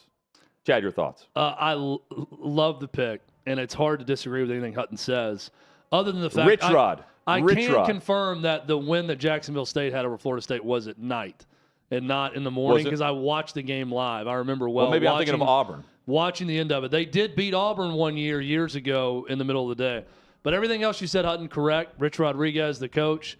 And you've been right more than you've been wrong in this that contest. We know. I can't really claim it. I can't prove it right now. I'm telling you, I'm gonna bet this outright. Jacksonville State to win over South Carolina. I even did a South Carolina fan podcast this week, a Spurs Up podcast. So, but there may be a different Gamecocks winning this week. Hutton, can we show that graphic and just tell you one more time that I have 0 points in this contest? So, whatever I say right now, just take it with a grain of salt. Colorado at home. Pat Shurmur is now the offensive play caller and not Sean Lewis. Don't know that I love that. Oregon State has a really good defense. But I do think Colorado's got a good enough offense, and they definitely have a good enough quarterback. That 13.5 points is a lot at home, especially for this team. Mm-hmm. Give me Coach Prime rising up from the ashes one more time this year. Patrick Shurmur. To capture the nation's attention like they did early this season and win a big game, getting them to bowl eligibility, closer to it. I'm not quite sure if they have 4 or 5 wins. Regardless, this is going to be a big one for the Buffs. Give me Colorado at home to upset Oregon State and the 13.5 points that come with it. I'm parlaying these, by the way. I'm trying to do math in my head. Hud, I think you're 7-2. Okay. 7-2 outright against 7-2? Yeah, I know we missed Notre Dame against Ohio State. I did. Barely. I mean, this should be well publicized. That is an unbelievable record. If you took that to Vegas, if Hutton bet $100 on all of these games, he could retire at this point. He wouldn't have to work ever again. And that is an unbelievable record. We're not talking about just betting on a line. We're talking about taking underdogs to win outright. And some of these games have been big point spreads. 7-2 is a remarkable record. If no one else at OutKick will sell this point, I will sell it for Jonathan Hutton so he doesn't have to. Jonathan Stone. That is remarkable. He is Chuck Rich, the name that I chose. He is Connor Stallions. He is Jonathan Stone. His Stone Cold lock is a lock every single week. Bet Jacksonville State over South Carolina. Forget what me and Davey have to say. Take Rich Rod's Gamecocks, not Shane Beamer's Gamecocks this week. I'm doing it right now. Rattler's been sacked 33 times this season. Jacksonville State has 4 different players with at least 4.5 sacks credited to them on the stat line. This is an upset. I'm all in on it. And I think the only other miss you had, Hut, was you picked Utah to beat Oregon State. And I think the Beavers walked away victorious from that one. I've been over Utah. Yeah, I've been on Utah quite a bit. You bet one Utah game that didn't hit. Okay. I do remember that. There's only I think you hit on 2 others. And I stayed away from it last week. But you didn't. Thank goodness. But then, yeah, like we can see here, you got the Utah over SC game. So, yeah, 7-2, looking to go 8-2. Guys, for my pick, I've got the NC State Wolfpack over the Miami Hurricanes. Listen, this is a boring game. Do not watch this game. It is going to be one of those you might fall asleep halfway through it. It's going to be low scoring. I've talked about him before, but Boren Dave Doran, he's not happy right now. He actually had a statement that wasn't boring. He called out Steve Smith, told him to kiss his ass. And I think you look at this Miami team, they've been struggling. Both these offenses are going to be rough to watch again. I cannot stress that enough. But I think when it's ultimately said and done, Miami will lose to North Carolina State. This game is one that I feel confident in taking it. I don't feel confident you'll have fun watching it. Last week, Chad, Dabo ends up losing here, and he goes on a tirade against a caller. What happens if Mario Cristobal does this on his coach's show? You think they take calls? I think they probably shut down calls for a while on his show. I think Mario Cristobal, too, is just I don't see him as the type that's going to go on that kind of tirade to a fan. Could be wrong, though. You're right, though. Dave Doran, for the first time, was not boring last week. That was something. For the first time. Yeah. For the first time. I mean, I respected it. It is a little odd how these coaches are getting so fired up by what pregame shows say all of a sudden. But we don't, he was ready to go. Ignore the noise, locker room. Yeah. Stay off social media. And then all these coaches do is listen to everything. Wherever Steve Smith is, he can kiss my ass saying we're a basketball school. I hate to break it to him, but you're a basketball school. But, Davey, you're backing It's a them. basketball Is this recency area. bias, just based on what we've seen recently from the Wolfpack, or no? And Mario Cristobal not taking a knee. I also when he think, should've. Mario Cristobal's decision-making does go into this picking them to lose. I mean, I've not seen that bad of coaching decision. Yeah. He hadn't had a blunder quite like he did against Georgia Tech recently, but it's not like he's doing anything where you feel confident in his coaching ability moving forward. Now, both these teams have beaten Clemson in back-to-back weeks, that you guys were talking about with Dabo earlier. I just look at it. Miami, they lost to Georgia Tech. They lost to UNC. They then took double overtime to beat Clemson. They took overtime to beat Virginia. The team's tired. They're a little banged up. They're not good. And I actually think Brennan Armstrong should be out for NC State this week, who's their starting quarterback. But he's not been good. So I actually think they're just going to try to run the ball, and they'll be able to be more efficient with the backup coming in than letting Brennan go out there. He's got more interceptions than touchdowns on the season. So I just think also being at home, give me NC State. Well, even in the win over Clemson in overtime, still some head-scratching moments where they had the ball like 1:10 left, close to midfield, and he's taking a knee, letting the clock run out. It was weird. The moneymaker locks, Chad, for the NFL this weekend. Yep. Give me the over in Seattle at Baltimore. It's steep for what we're seeing in the unders. Everyone's playing the under. I get it. The trend is, and you should play the under, but not in this game. Because I think both offenses come out with some firepower. And what I've seen recently from Baltimore, I'm confident in. I think what we've seen recently from Seattle, while they're able to pull out the comeback recently against the Browns, I'm going to say they show up and show out on the road. Long road trip here, but 42.5 is the over-under. I think both quarterbacks have a great day in Baltimore. Ravens win in what's going to be a fun game to watch and an underrated one, given the other three that everyone's talking about. Dallas, Philly, Buffalo against Cincinnati, and Sunday morning in Germany, Mahomes against Tua, Chiefs, and Dolphins. Take the over in this one. This will be the most exciting game. You know, the only thing I've had a lot of success with, Hutton, has been anytime touchdown picks in games. It's going to be a beautiful fall morning in Germany. Autumn is beautiful in Germany is what I hear. It's going to be a beautiful game, too, between the Chiefs and the Dolphins. Rasheed Rice is going to score a touchdown, probably is going to be, knowing my luck. May I?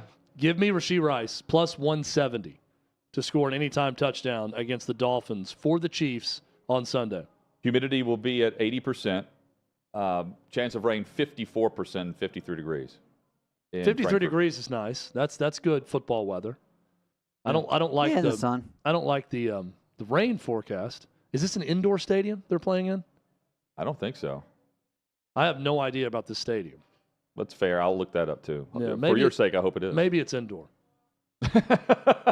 Chad's thinking about it. He's like, no, it won't be. I wish I had won't be. more knowledge on stadiums in Germany, Chad, to help you out on this one. Yeah, I haven't done a lot of research on the stadium. I'm surprised on Wrong Team Favored that none of us went with LSU over Bama.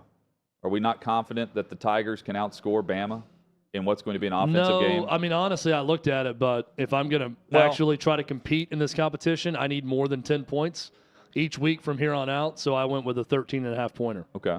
I'll tell you the 13-pointer is the one that I pitched to Kelly. I think Vandy wins outright against Auburn. I think this is a game they're going to catch Auburn a little bit asleep, and I just refuse to believe that Clark Lee is taking this big a step back in this year. It has not been good. He took a leap up last year, a small one, albeit, but a step up, not a leap, a step up.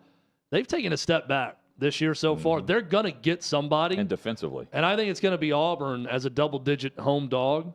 I think they got a good shot at winning this one. I just don't feel confident with LSU playing at Bryant-Denny. Had the places been reversed, I would have been more confident. Last time we were I there, think had it been reversed, LSU would have been the favorite. Last time LSU went to Tuscaloosa, though, Chad, you and I were there, and it was a sloppy game. It was like, what, 20-10 or something? That was a bad LSU team, too. And Bryce Young won that game for them. That was the end of Ed Orgeron. And Max Johnson. Yeah, at LSU. That was his swan song. Were those games. Rashad White, anytime touchdown, plus 135. He's only had one touchdown on the year. He gets a second this weekend. Against the Texans. Would help my fantasy team. More likely to lose real quick, Oklahoma or Texas? Texas. Oklahoma. I say Oklahoma as well. I think Oklahoma. It's another good one to take outright underdog to win. Would be Murphy. Oklahoma State. Back at it on Monday. Hope you'll join us 3 to 6 p.m. Eastern daily. Hot Mic with Hunter Withrow across the OutKick Network.